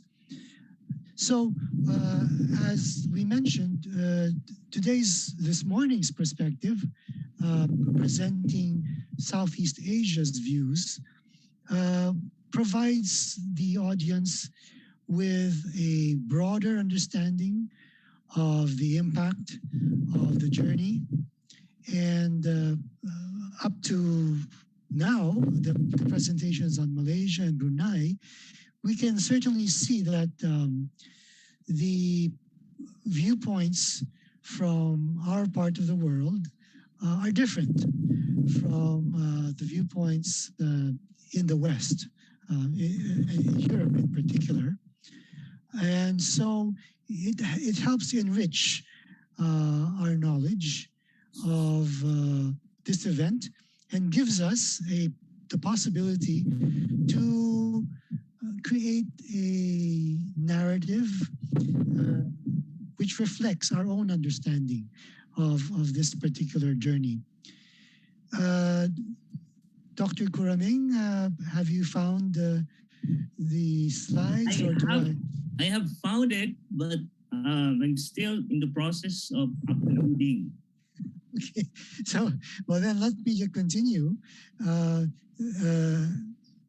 As you all are now witnessing, this is a live event, and the vagaries and mishaps that can occur during such live events certainly can affect everyone. And we are fortunate to have the expanded knowledge of Dr. Kuramin so that he can further elucidate on another part of Southeast Asia, and in particular, the archipelagic portion of Southeast Asia. As the audience may know, Southeast Asia is divided into the mainland members of Southeast Asia and the island members of Southeast Asia.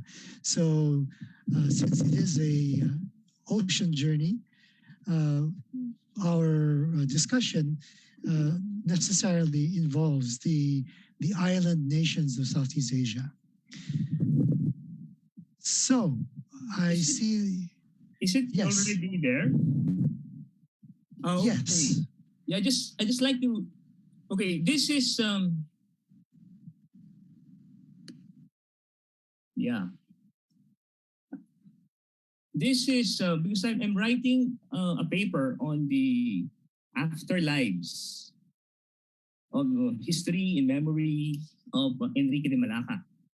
And as Professor Japan earlier had talked about Enrique de Panglima Awang.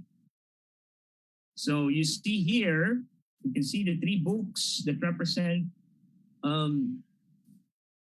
three different countries claiming that Enrique de Malacca is theirs. So first is Panglima Awang, Malaysia. The second in the Philippines is represented by this book, Enrique el Negro by Carla Pacis. And third is from Indonesia, Enrique Maluku. Okay, so this was published first in 2014. And it's, you can see in these books three different fascinating details about how three different countries are owning this person. So Enrique de Malacca must be very desirable to be owned, to be competed, to be the object of competition among three countries. Okay, in this, I'm not going to go into details of this. I just like to give you an idea, and I'd like to focus on the case of Indonesia because you have already heard about Panglima Awang from Professor Japan earlier, and you'll be hearing, I don't know, or perhaps in the next other instances, the case of the Philippines. Then I'll be going in, that kind of claim of Indonesia, because that's one is missing today.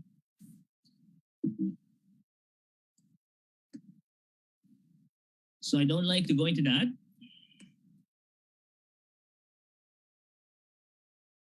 Yeah, because these are some of the,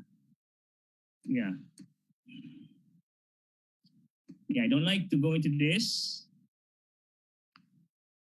So in the case of the Philippines, the claim is spearheaded by Carlos Quirino, one of the very notable popular historians, intellectuals in the Philippines. And he was responsible for creating this idea that Enrique must have come from Cebu.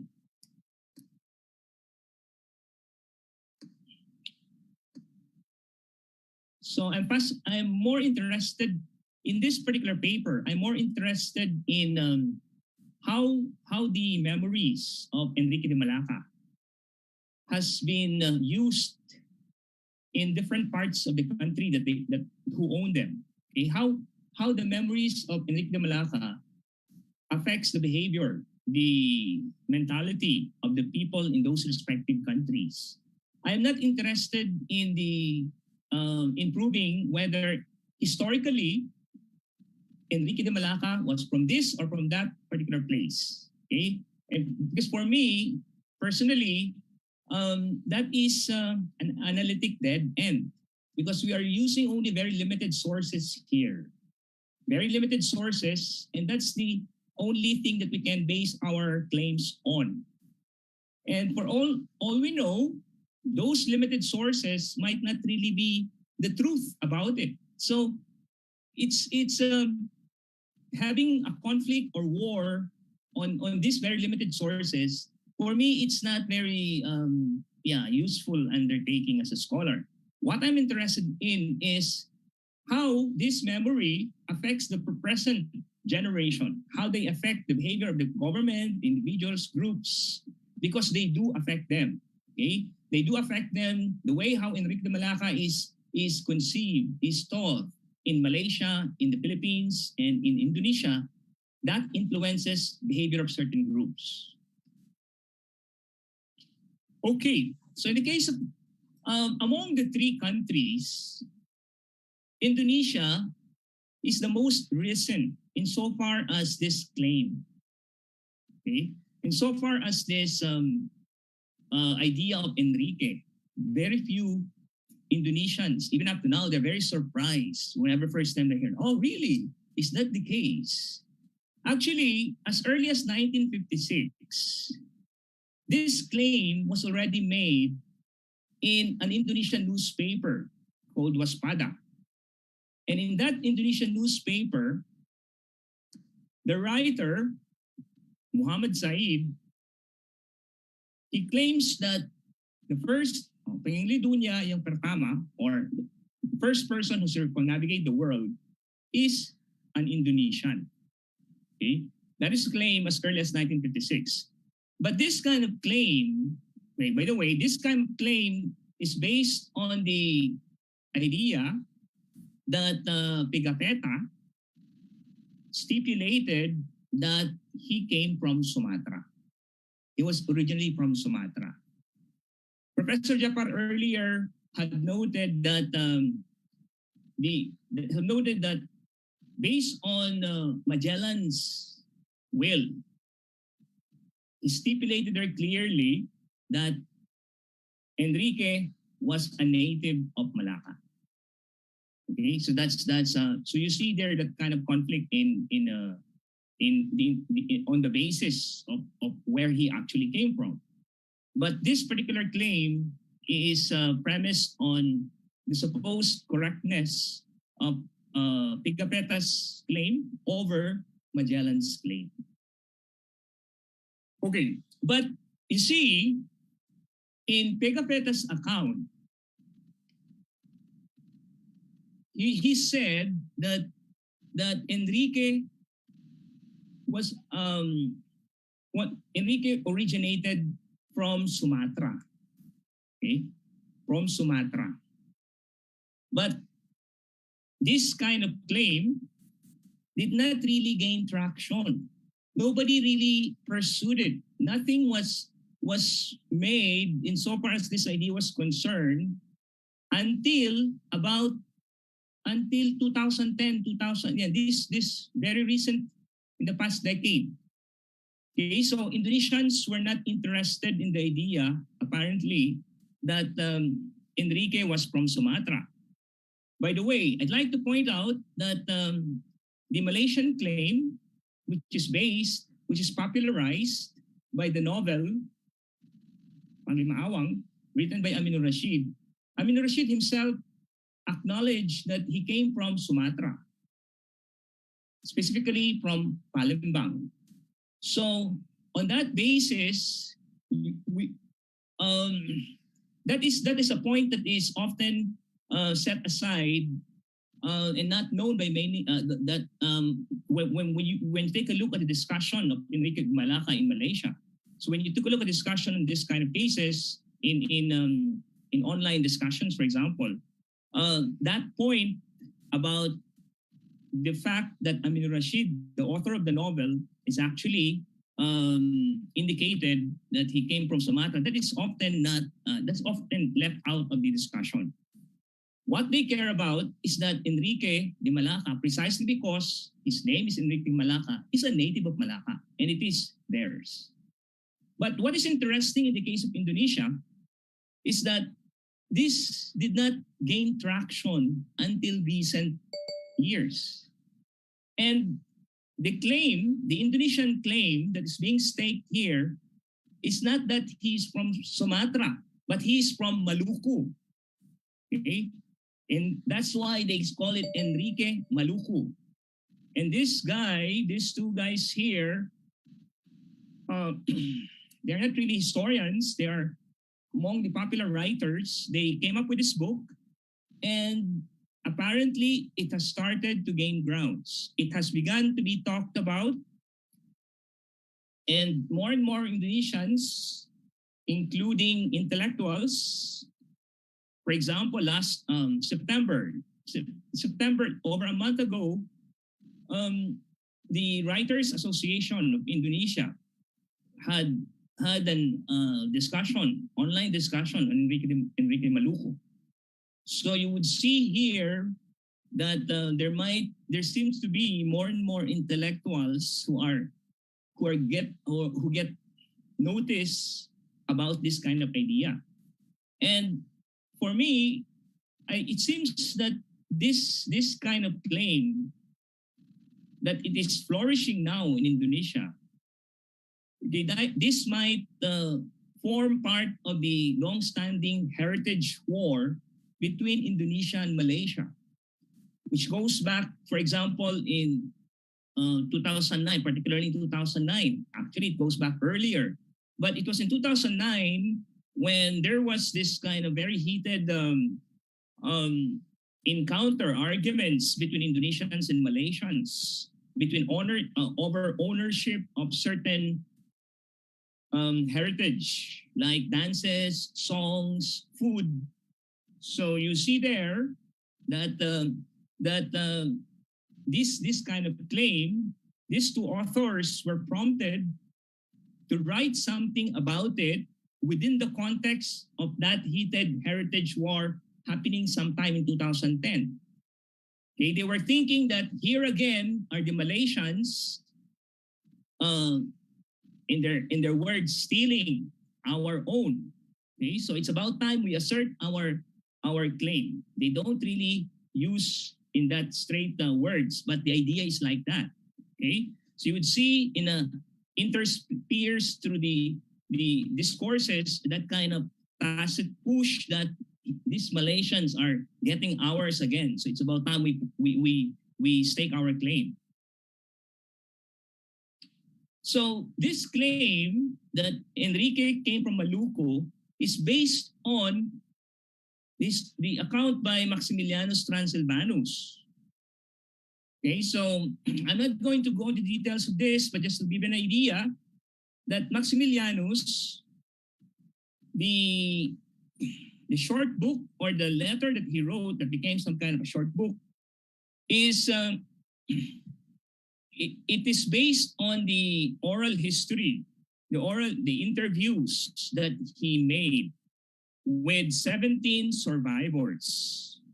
So when the ship Victoria, the only ship that survived, arrived in Spain, there were 18 people who survived. Only 18 people survived.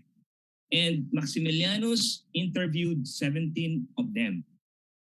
And in the interviews that he made, it is, the idea is Enrique came from Maluku. So that was the basis of this claim made by this book. One thing I'd like to point out is this account by Maximilianus.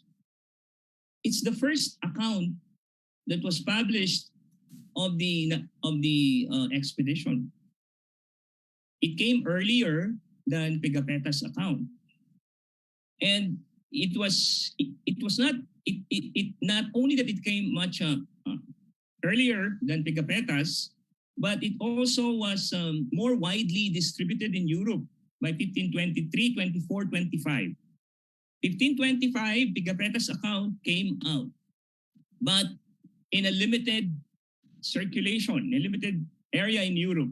Maximilianus' account was the one that shaped really significantly the way how Europeans thought of the expedition, because that his account, which was originally a letter to his what turned out to be his father, who held a very high position in the church, he this account was the one that was considerably that was more influential in much of Europe in the 1520s, 1530s. So in this book, they came up with their own different key dates in Enrique's life. Okay, so according to this book, Enrique was born in 1494 in one of the islands in Maluku.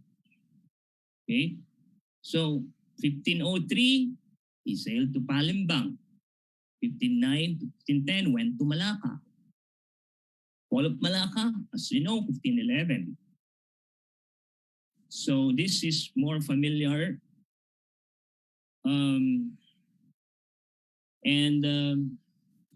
When they arrive in Cebu on April 17, in their claim, when this happened,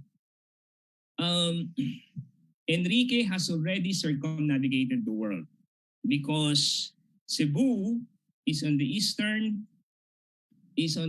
part. It's in the more eastern part compared with Cebu is on the western part compared with Maluku. So by that time, he didn't have to go back to Maluku by that time. Even if he died in Cebu, he would have already circumnavigated the world. So that is one of the things that they claim. And another basis of their claim is the idea that Magellan characterized Enrique as mulatto. And that mulatto, there is some sense when you can interpret mulatto as dark skin. That is where the idea that Enrique was black, or Henry the Black, that is also quite popular in the literature, came from. So that is one thing that they emphasized in their book. They say that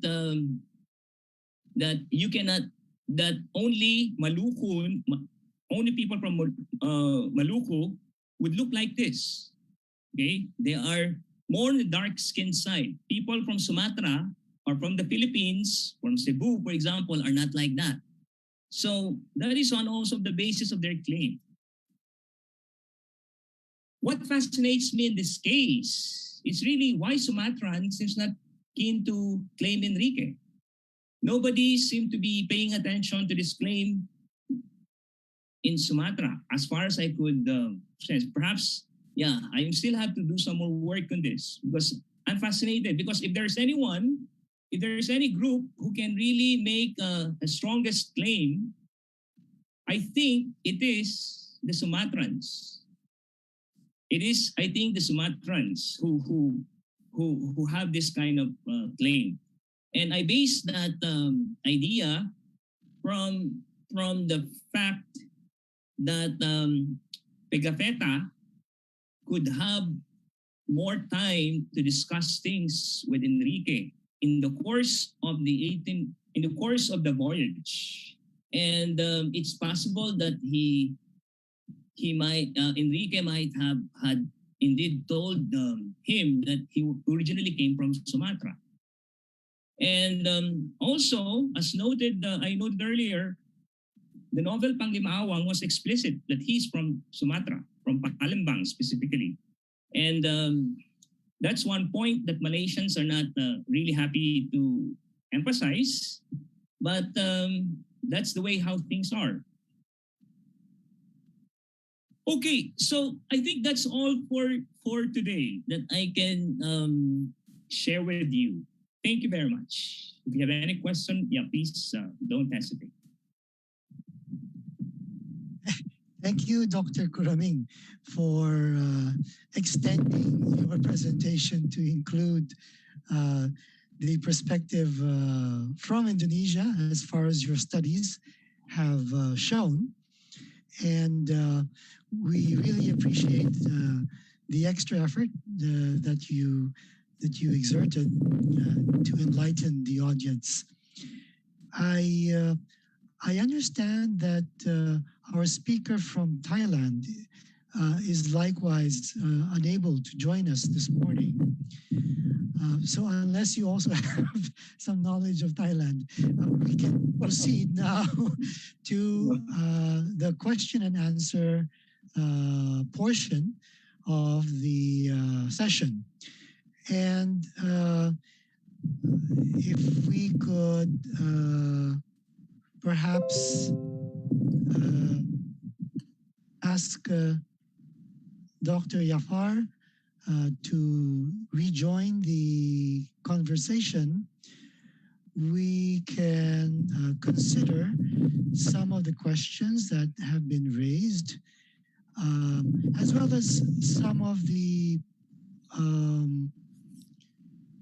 well, even some questions that I myself, being a layman, could also inquire from our two speakers.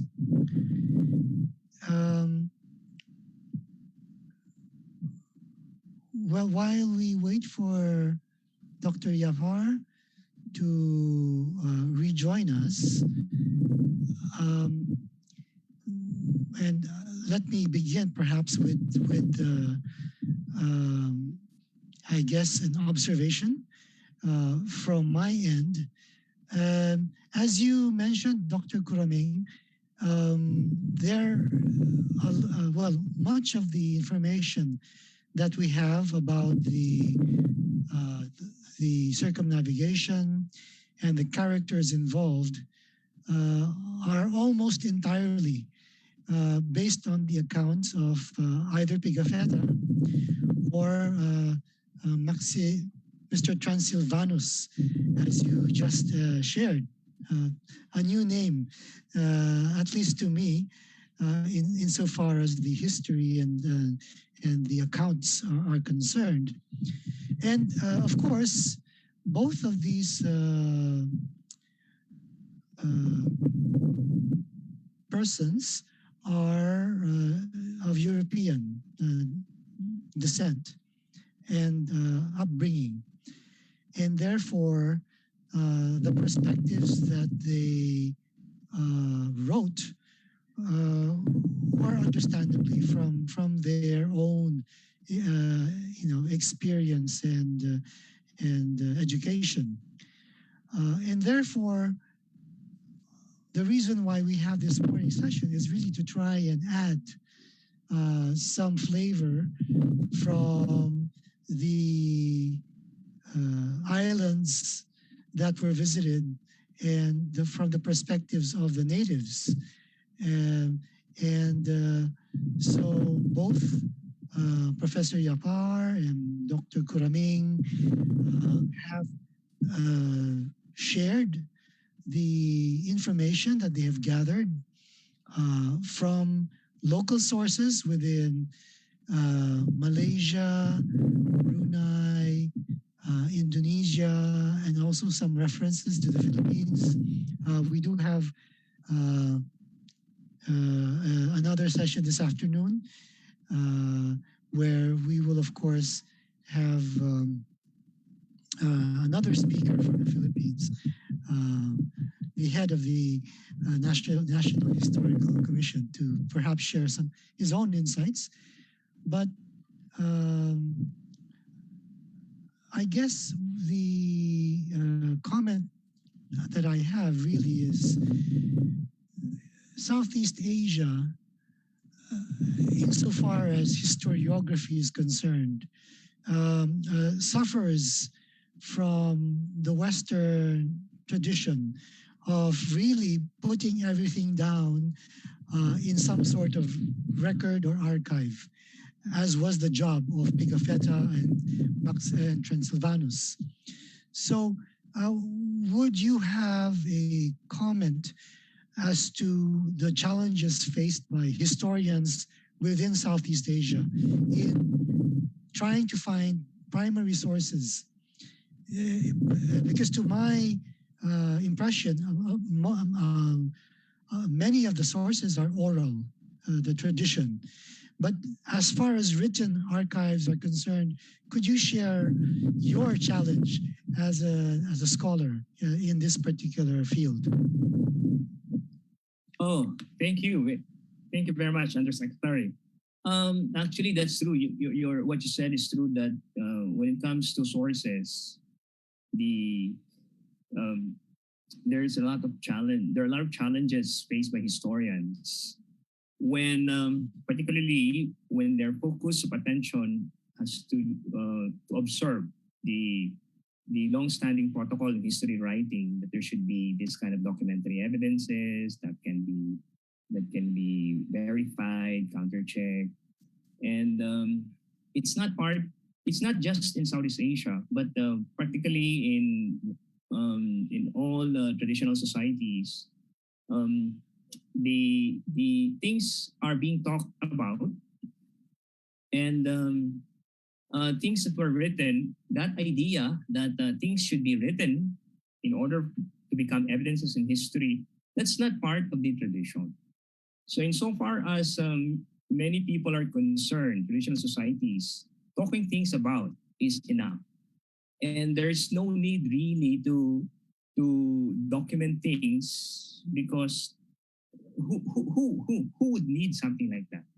So the need for that kind of history has developed in the European society, particularly in the 19th century when certain historians in Germany, for example, insisted that history must be based on documentary evidences. So the impact of scientific methods, its impact on other disciplines, particularly history, shaped the way how history ought to be done. Okay? It used to be that oral sources are not a problem. For example, if you take a look at the writings of Thucydides and Herodotus, they don't have a qualms about oral history, oral sources. And in many other parts of societies, oral sources are the sources.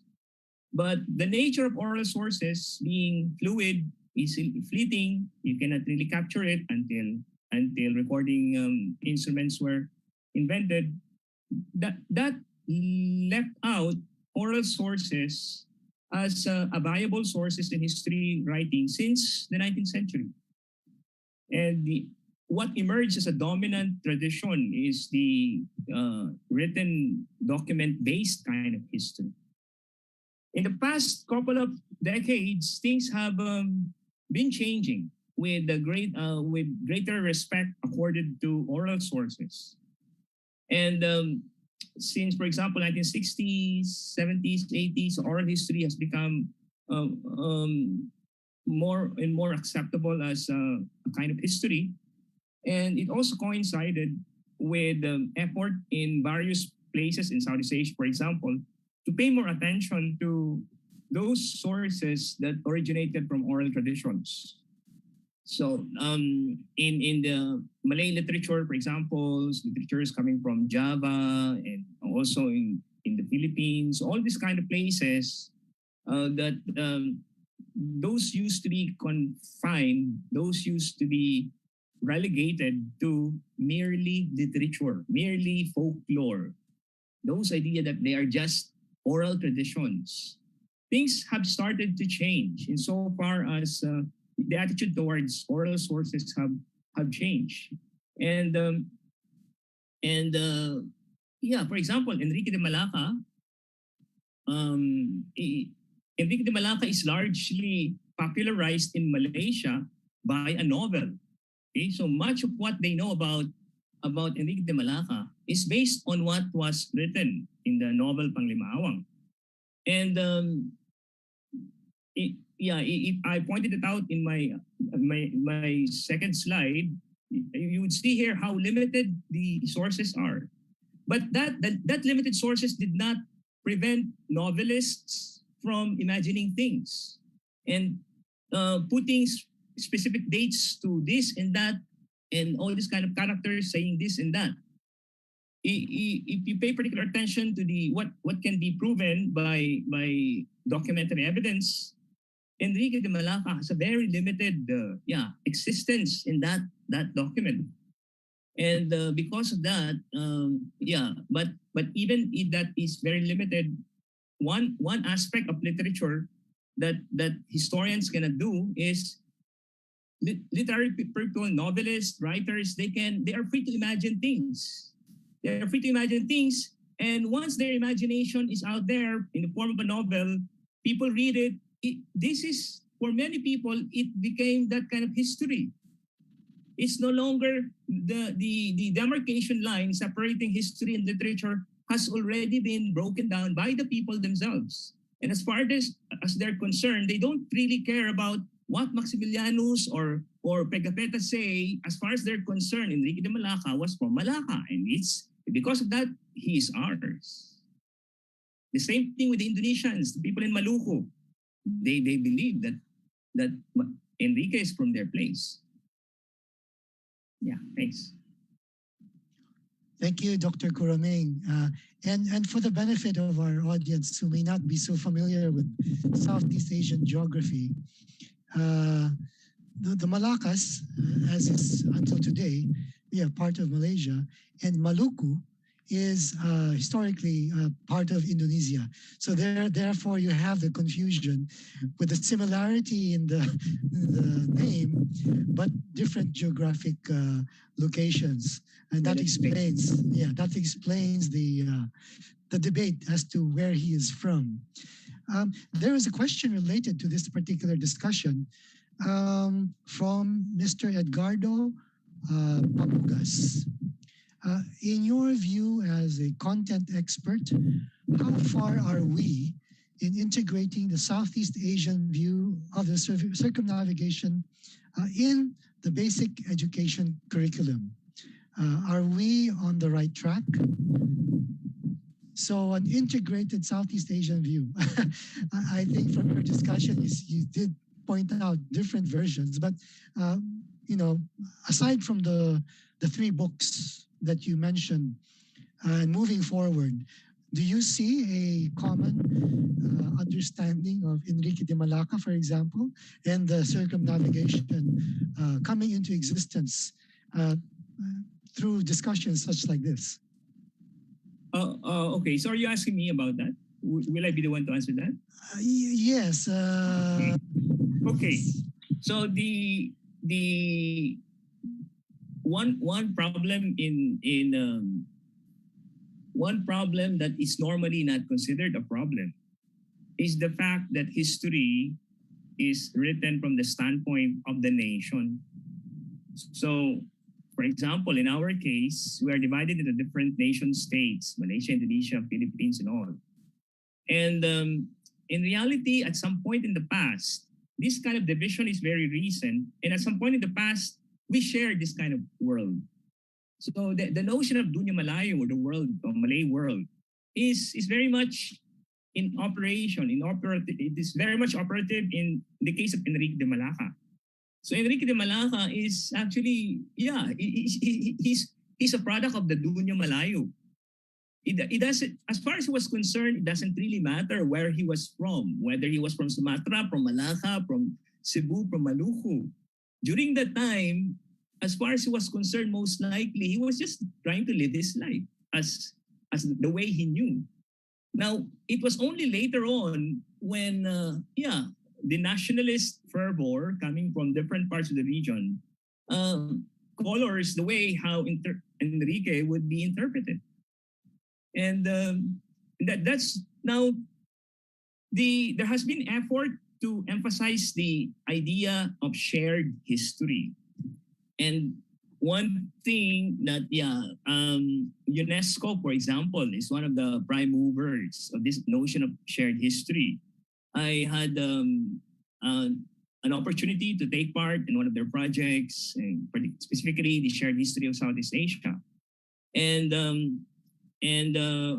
during that time, so I just like to flag that you go to this, particularly teachers here, you go to the website of UNESCO and look for the place where they have this shared history of Southeast Asia.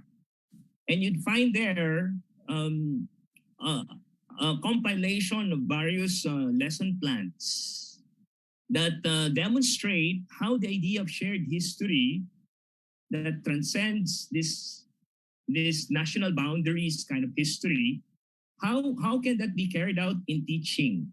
So I've written a couple of lesson plans there, and I used, for example, Sepak Takraw as a basis for this kind of shared commonality, and also the Southeast Asian Games, for instance. So you would see, by looking at history from a regional perspective like this, we will emphasize the commonality rather than differences, because there's so much that that things are shared.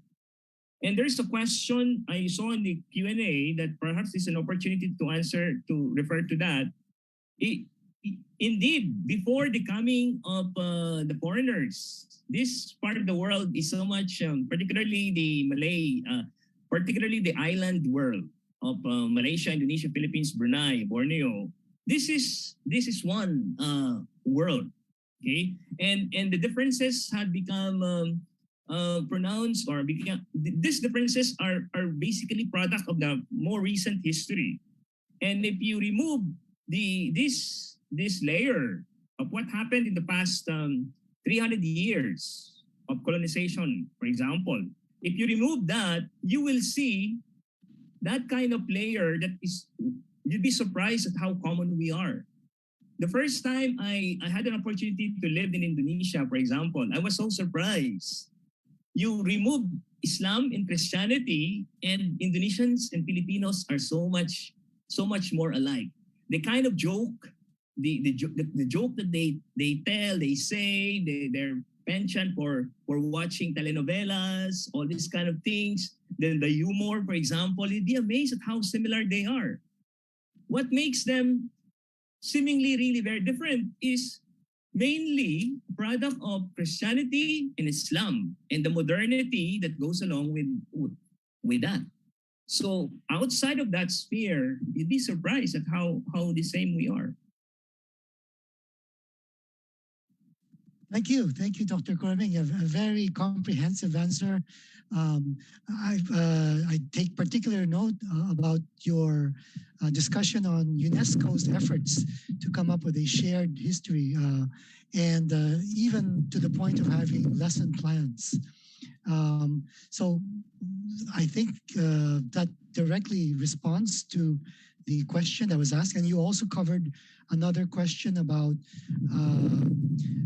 from Jomil Christian Liza about, does this mean in history, even before ASEAN was born, there is already a shared commonality of the Southeast Asian nations because of Enrique and the historical timelines? But as you added, even deeper cultural similarities between our nations can surely be seen if you travel, if you've been to our neighboring countries. As you mentioned, not only physically is it quite difficult sometimes to distinguish ourselves from each other, but even our cultures are very, very similar, down to is tinikling a Filipino dance, or I've also seen bamboo dances in other parts of Southeast Asia as well. So I see, okay, there's a comment from Buenaflor Cruz that he agrees of the similarities between Indonesians and Filipinos. I will draw upon another question from Mr. Lorenzo Hipolito. Since we're speaking about Enrique, if there will be efforts in a global perspective to recognize Enrique as the first circumnavigator of the world, what will be its effect on the quincentennial commemoration of the Elcano Magellan expedition? So I guess this is just a request for if there is a push to recognize Enrique de Malacca Molucco or El Negro as being the first circumnavigator, as was the thesis of Professor Yapar and was also touched upon by Dr. Kuramin. How will that now fit into the Western paradigm of the circumnavigation by Magellan, Elcano? Is it something that will be readily integrated, or do you see some resistance perhaps from the original historiographers that documented the journey? And since Dr. Yapar is still not with us, Dr. Kuramin. Okay, so yeah, that is actually a difficult question, because it has to do with questioning the power relations that underpin, that defines, that dictates what is historical and what is not. So for so long, we're so used to the idea that the Europeans and Americans are the ones that set the what should be considered as knowledge, as acceptable knowledge. And actually, if you take a look at how history, world history, for example, is written, you would see that it is really a very biased kind of history. But people don't pay attention to that. As far as they're concerned, that is history. So Columbus coming to the New World, for example, it was celebrated as during its centenary, for instance, and I mean 10th centenary, and from the standpoint of the natives in South America, his coming was a start that set up this kind of process that led to the demise of many of the people there. So why should it be celebrated? So that kind of question, why should it be celebrated? For whom are we celebrating it? So what about, what is the this kind of implications insofar as are we celebrating the killing of these many people? For example, the same thing in the case of Australia, when the Australian convicts arrived in Australia, and then that set up also this kind of process of the demise of the native culture, indigenous culture. The same thing. So raising this kind of question, that if we highlight, for example, the Malacca as the first navigator of the world, this is in line with that kind of questioning. And to what extent it will go far, that kind of claim, that is decided by who sets the kind of power that sets a particular kind of knowledge. And even if they don't agree, for example, even if the rest of the world don't agree, for instance, so long as, for the Malaysians, for example, they believe that Enrique is the first navigator of the world, or Indonesians believe that as far as they're concerned, that's what matters. So that should make it that's the point. Okay, so it's the question of whose power will back up certain knowledge claim, and that's also the reason why certain group coming from the subalterns or the marginalized group, they're pushing for the kind of interpretation. So they have the right to do that. They have the power to do that. So it's just a question of how powerful the counter pressure. Okay, will they be powerful enough to crush this kind of claim, or So from the standpoint of the weaker group, we have to strengthen ourselves even more and assert our own power. Yeah. Thank you, Dr. Kuramin, and welcome back to Dr. Yapar. There is a question which was addressed directly to you, but I don't know if you caught the exchange that we just had about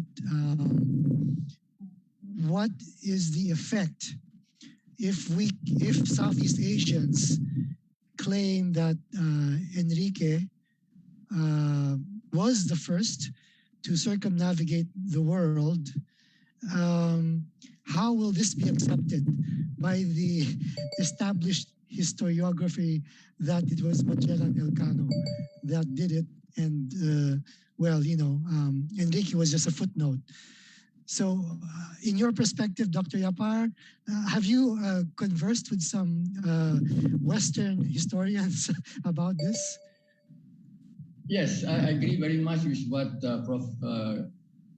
Kuramin has said earlier. That is, history is always written by the winners. And in our case, they are the colonizers, actually. So why should we always allow them to do that? In the past, what to do, yes. But now, this is the reason why you are coming up with this kind of discourses, yeah? And it doesn't matter much to me, whoever claims Enrique di Malacca. Yeah? As I mentioned earlier, Pigafetta says that he comes from Sumatra. That's fine. Now our new friends from the Philippines has also made similar claims that they are coming from the Philippines. To me, it doesn't really matter. As long as we all agree that he comes from this part of the world. See, this is the reason why I use the term the Malay Archipelago. And this is the reason why I refer to both the heroes as the prides of the Malay Archipelago. That is the pride of the Malay people.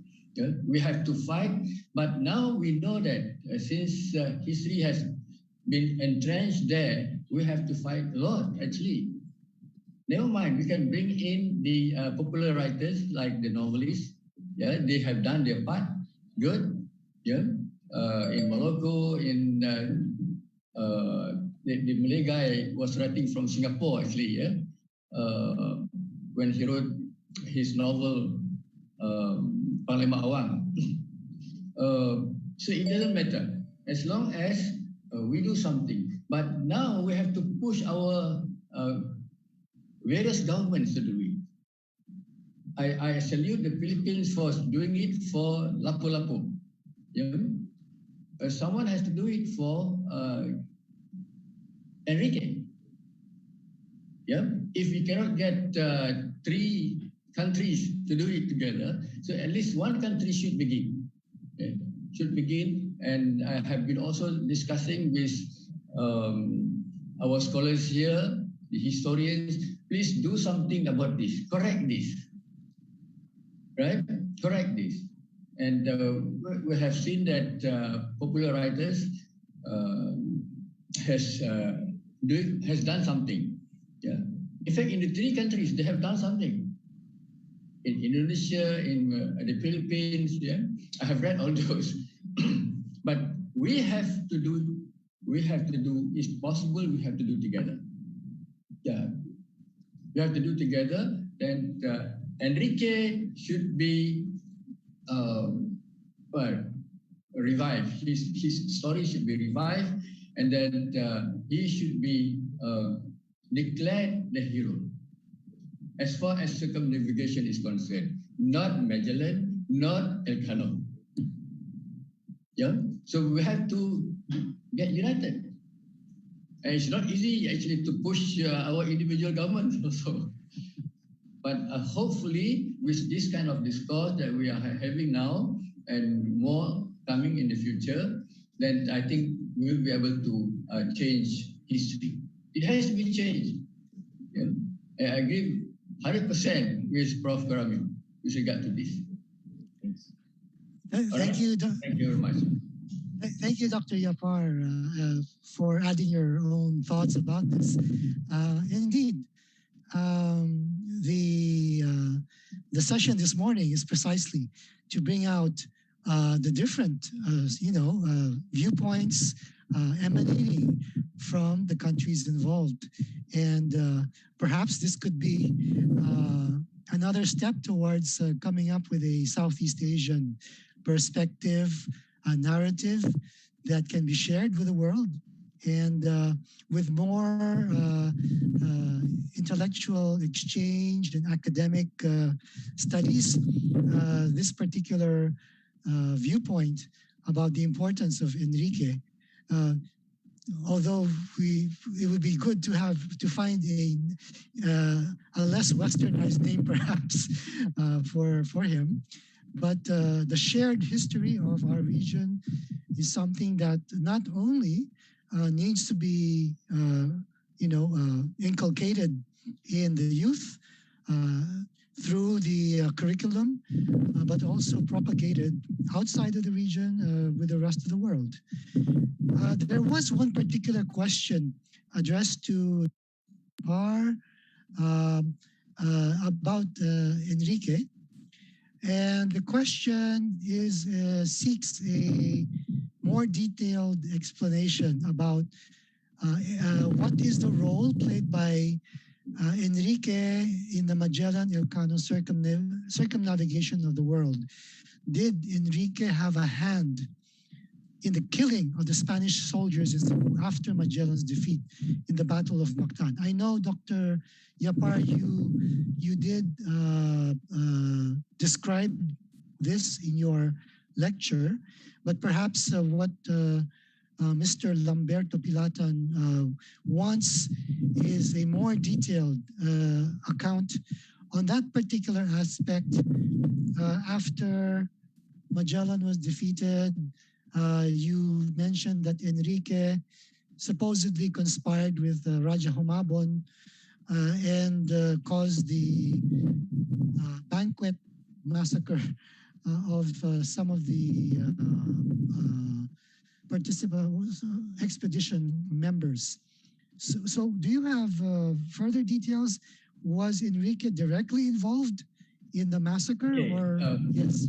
What we have, I think, as of now, is only the tips given by Pigafetta. Yeah? According to him, there was a conspiracy between Enrique for several reasons, and also the Humabon, Raja Humabon. As far as Enrique is concerned, he was very, very mad with regard to what has happened to himself.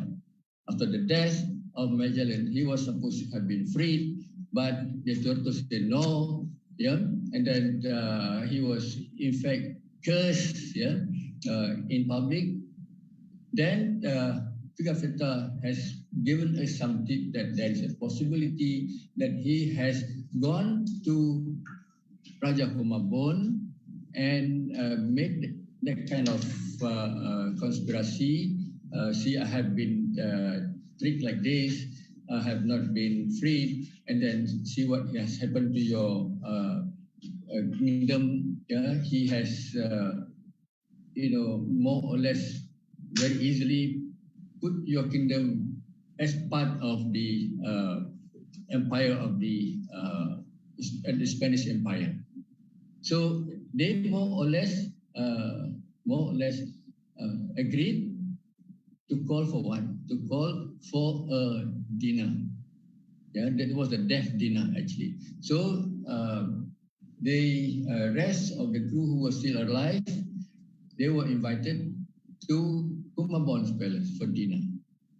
The moment they were there, they were immediately done away with, actually. And then they left. Very quickly they left, including Pigafetta, who was still writing what happened. And according to Pigafetta, Enrique was not there together with them anymore. Yeah? Then I took from another source, I cannot recall now, I mentioned the name of the book. It's a popular writing, actually, kind of a narrative poem, yeah, ending with Tawareh, yeah, ending with Tawareh just now, which is history, saying that upon that event, yeah, Enrique had a small discussion with Humabon, and they agreed to reconcile their problem. Remember, Humabon was the one who actually asked Magellan to kill Enrique. Yeah, sorry, to kill Lapu-Lapu. Yeah. Then they more or less agreed to call for dinner. And the idea of the dinner was actually to kill them. So it took place. That is the only thing that I have now. For more, I think I need to go and do some more research. Yeah? Then, according to this guy, the book, yeah, upon having that kind of reconciliation with Humabon, Lapu-Lapu left, yeah, back for Borneo or Sabah. Yeah? And then nothing is said anymore about Enrique. Okay, it's only from the Malaysian side, especially based on, again, oral sources that says that once everything is settled, Enrique was still actually in Cebu, and then there was this trader from Minangkabau, which is in Sumatra, who was leaving Cebu according to this oral tradition. This is the oral tradition which I mentioned. He says that he came back not to Malacca, to the peninsula. Directly he went to Negeri Sembilan, that is in Rembau. Yeah. Negeri Sembilan has a lot of people coming from Minangkabau actually. Yeah. Their adat is also from Minang. And then when he came back, he already changed his name to Sakai Laut Dalam. Sakai is the aborigines of the Malays, yeah, who still in the jungle. Laut Dalam means deep sea. Yeah. Then he was called by the villagers from that time onwards as Datuk Laut Dalam. Datuk Laut Dalam. Now, some of my friends are still doing research on his graveyard. So that's about it. But that doesn't mean that I want to really claim that Enrique is from Malaysia. It doesn't matter. At that time, there was no such thing as Malaysia yet. Yeah, there was no such thing as Malaysia, Indonesia, Singapore, and Philippines. Yeah, they were all Malays. As our president, your president has stated, yeah, we were all Malays, and we had our civilization. So don't talk about any European coming in discovering us. Yeah? We have discovered ourselves. So I like very much the idea of getting back. Yeah, we are a united nation. Thank you very much.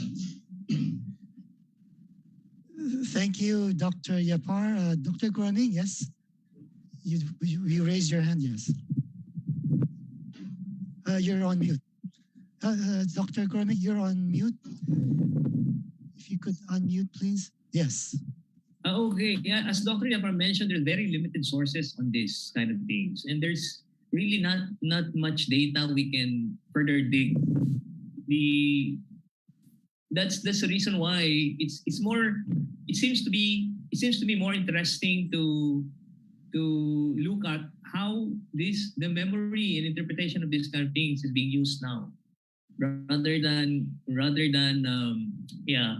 having all this kind of hair splitting, historical hair splitting, evidential hair splitting, because we can no longer split the very thin hair of historical evidence that we have insofar as what really happened to Enrique de Malacca. After after the massacre, nothing was heard of him again. People are going to base things on historical account. That it ended there, and after that, it would be mainly imagination, oral sources, or traditions that will follow. Yeah, thanks. Thank you, Dr. Kuramin, for going back to the point that you raised in your presentation about the effect of this discussion about Enrique de Molucca, Malaco, El Negro on the present and the future, I guess, effect on the peoples within our region. There is another question related still to Enrique de Molucca and his ability to communicate with the natives in Cebu. So the question from Alvin Lahara is, how similar was Cebuano Bisayan language to Bahasa 500 years ago? And are the Malayo-Polynesian languages at that time easily understandable among the natives? Oh, that's a question that historical linguists will be best to answer. It's a ethno-linguistics. That kind of historical linguistics. But one thing we can say at this point is, the Malay language is some kind of a lingua franca in this part of the world. There is we can easily sense that. For example, when I studied Indonesian, the kind of Malay I understand is Indonesian. So it's easy for me to do that because there are a lot of words and that are similar. In the similarity, it may be cognatic or simply similar. So if you study, I am a Tagalog, and I imagine that if I know other Philippine languages, this sense of similarity would even expand. Okay? If I know, for example, Cebuano or Ilonggo or Ligaynon and Ilocano, for example, I'm sure that the sense of similarity would really expand. So 500 years ago, I can infer that this free flow, given the free flowing exchange within the region, trades and all, it's not unlikely that somebody like Enrique de Molucca would understand people in Cebu, for example, or places in Mindanao.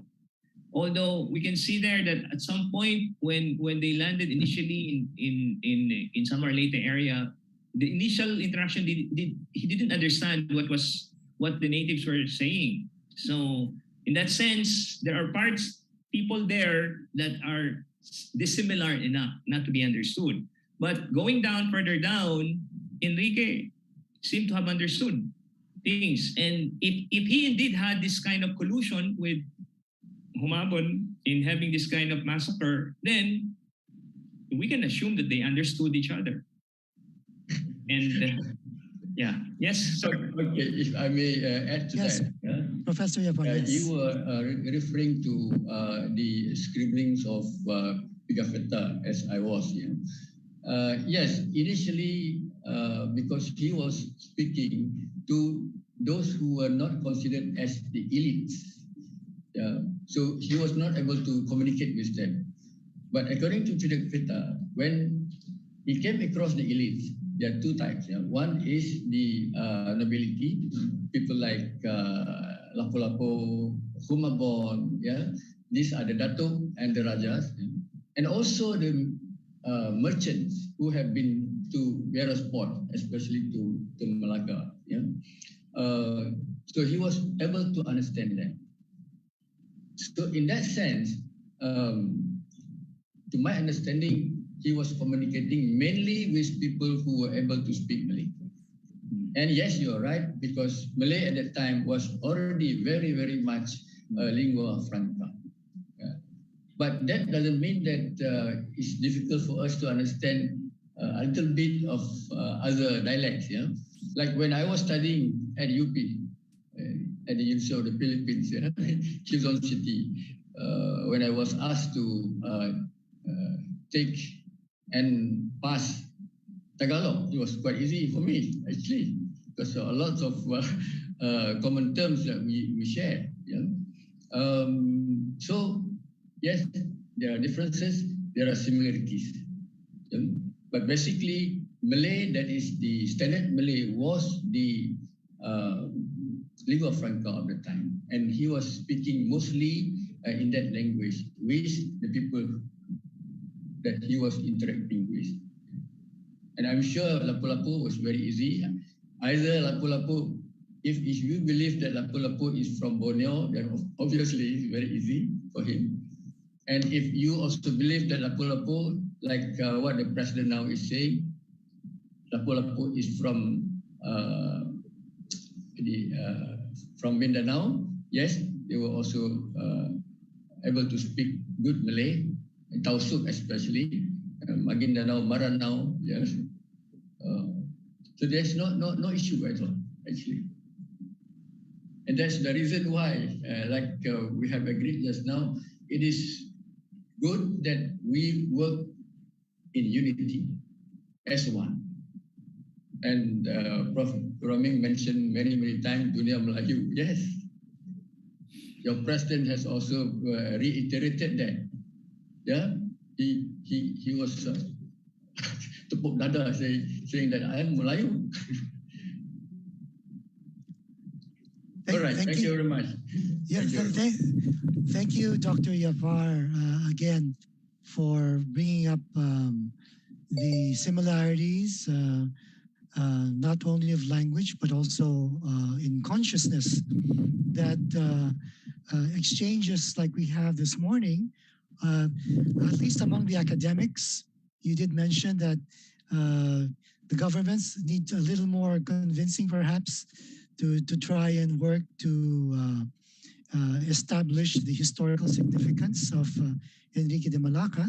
But at least now, the level of the academics, this discussion is ongoing, and we hope that it will not take another 500 years for a clearer narrative for the Dunia Melayu to take place.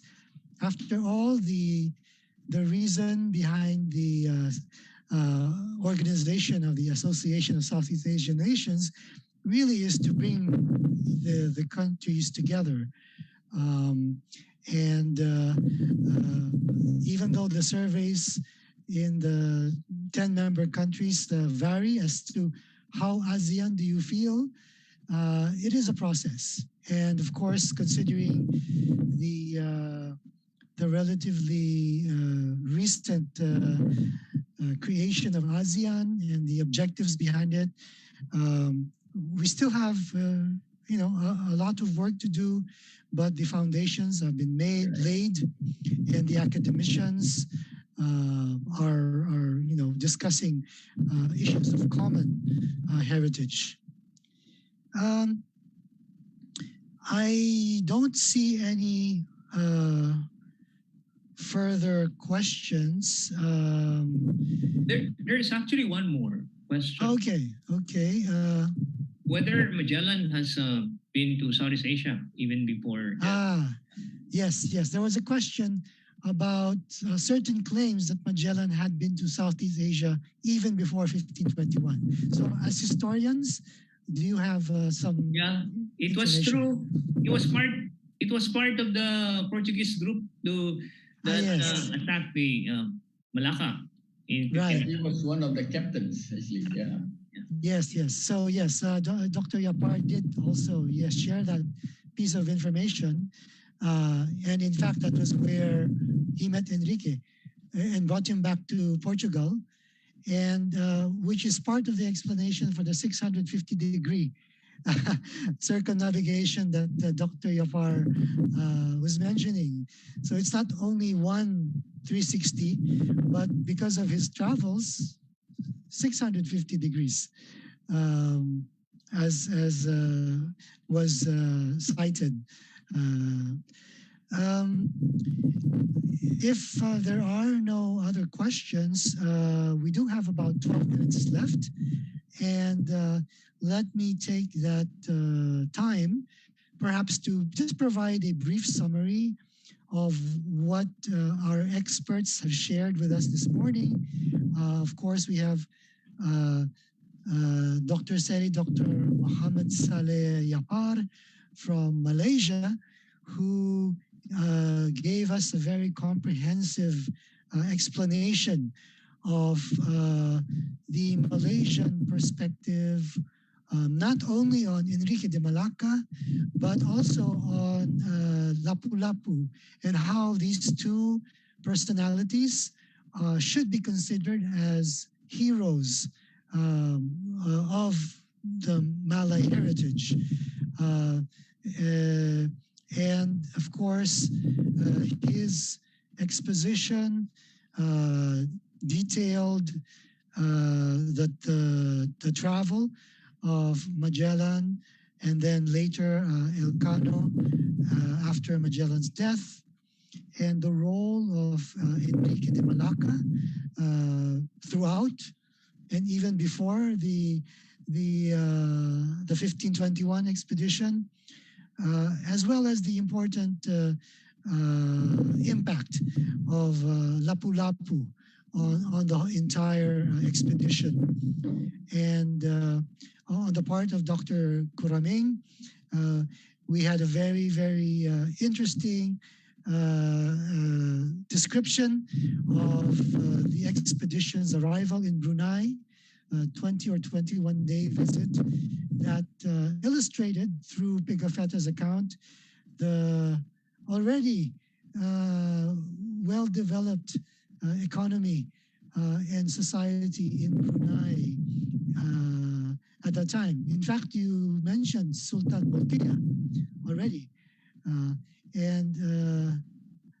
That's a different sultan. Yes, but of course. And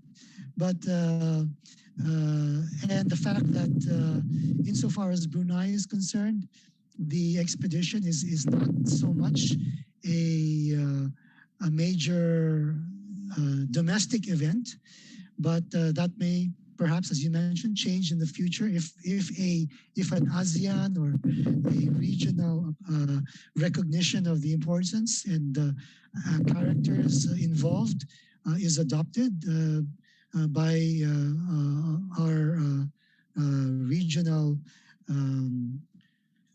compatriots.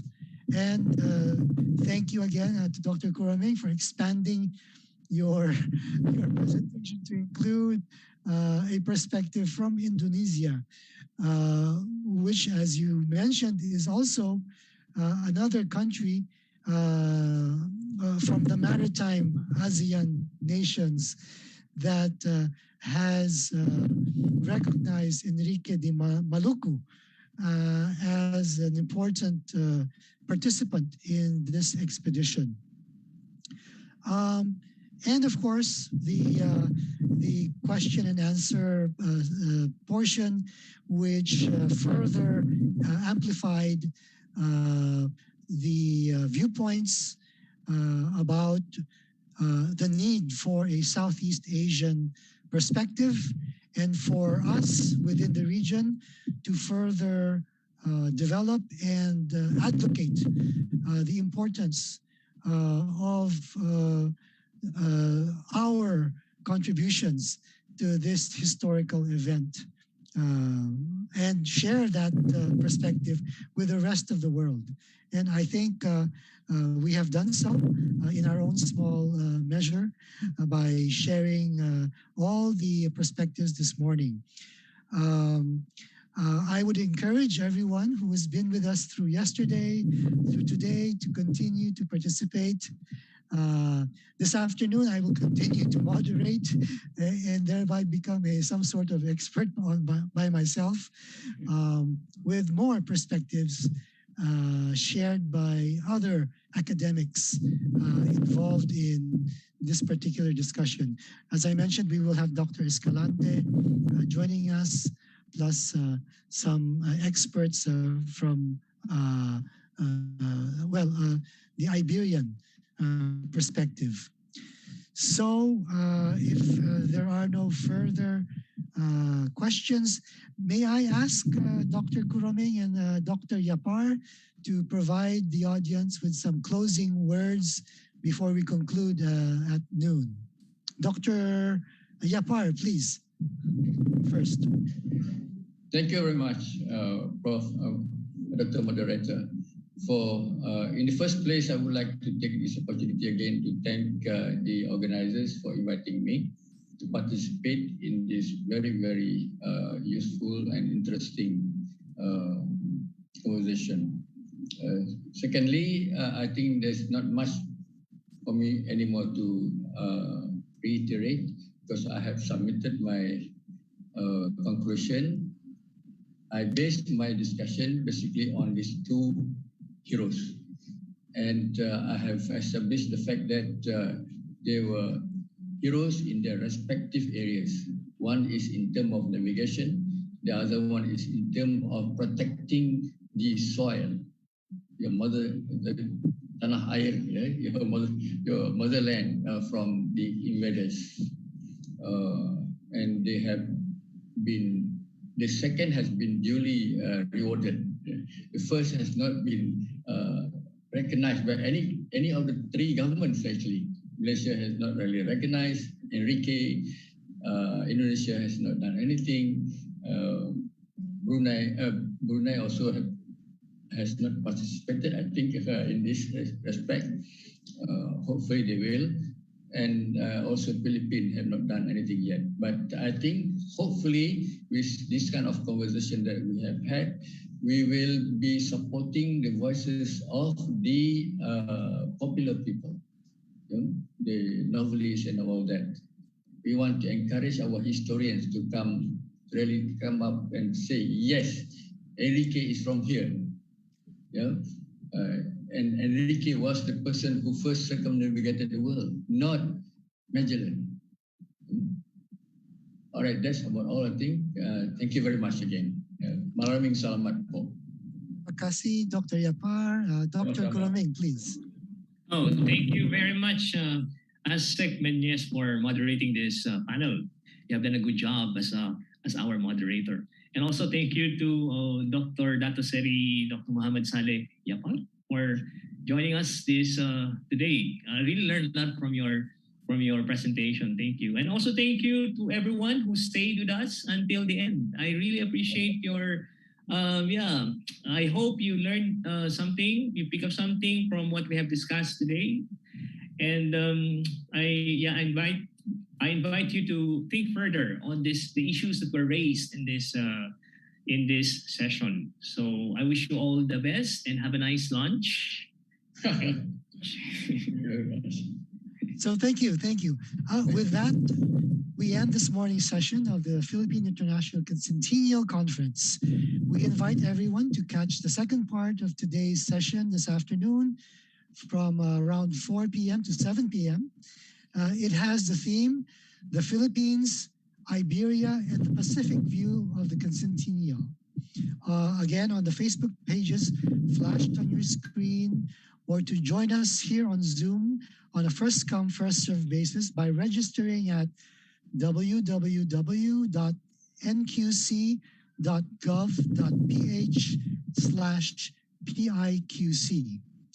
This has been your moderator, Assistant Secretary Eduardo Martin Armenez, from the Office of Public and Cultural Diplomacy of the Department of Foreign Affairs, and I will see you later this afternoon. Thank you again to our lecturers and to all the participants. Thank you. Thank you very much. Thank you. Bye-bye. Terima kasih. Terima kasih. Terima kasih.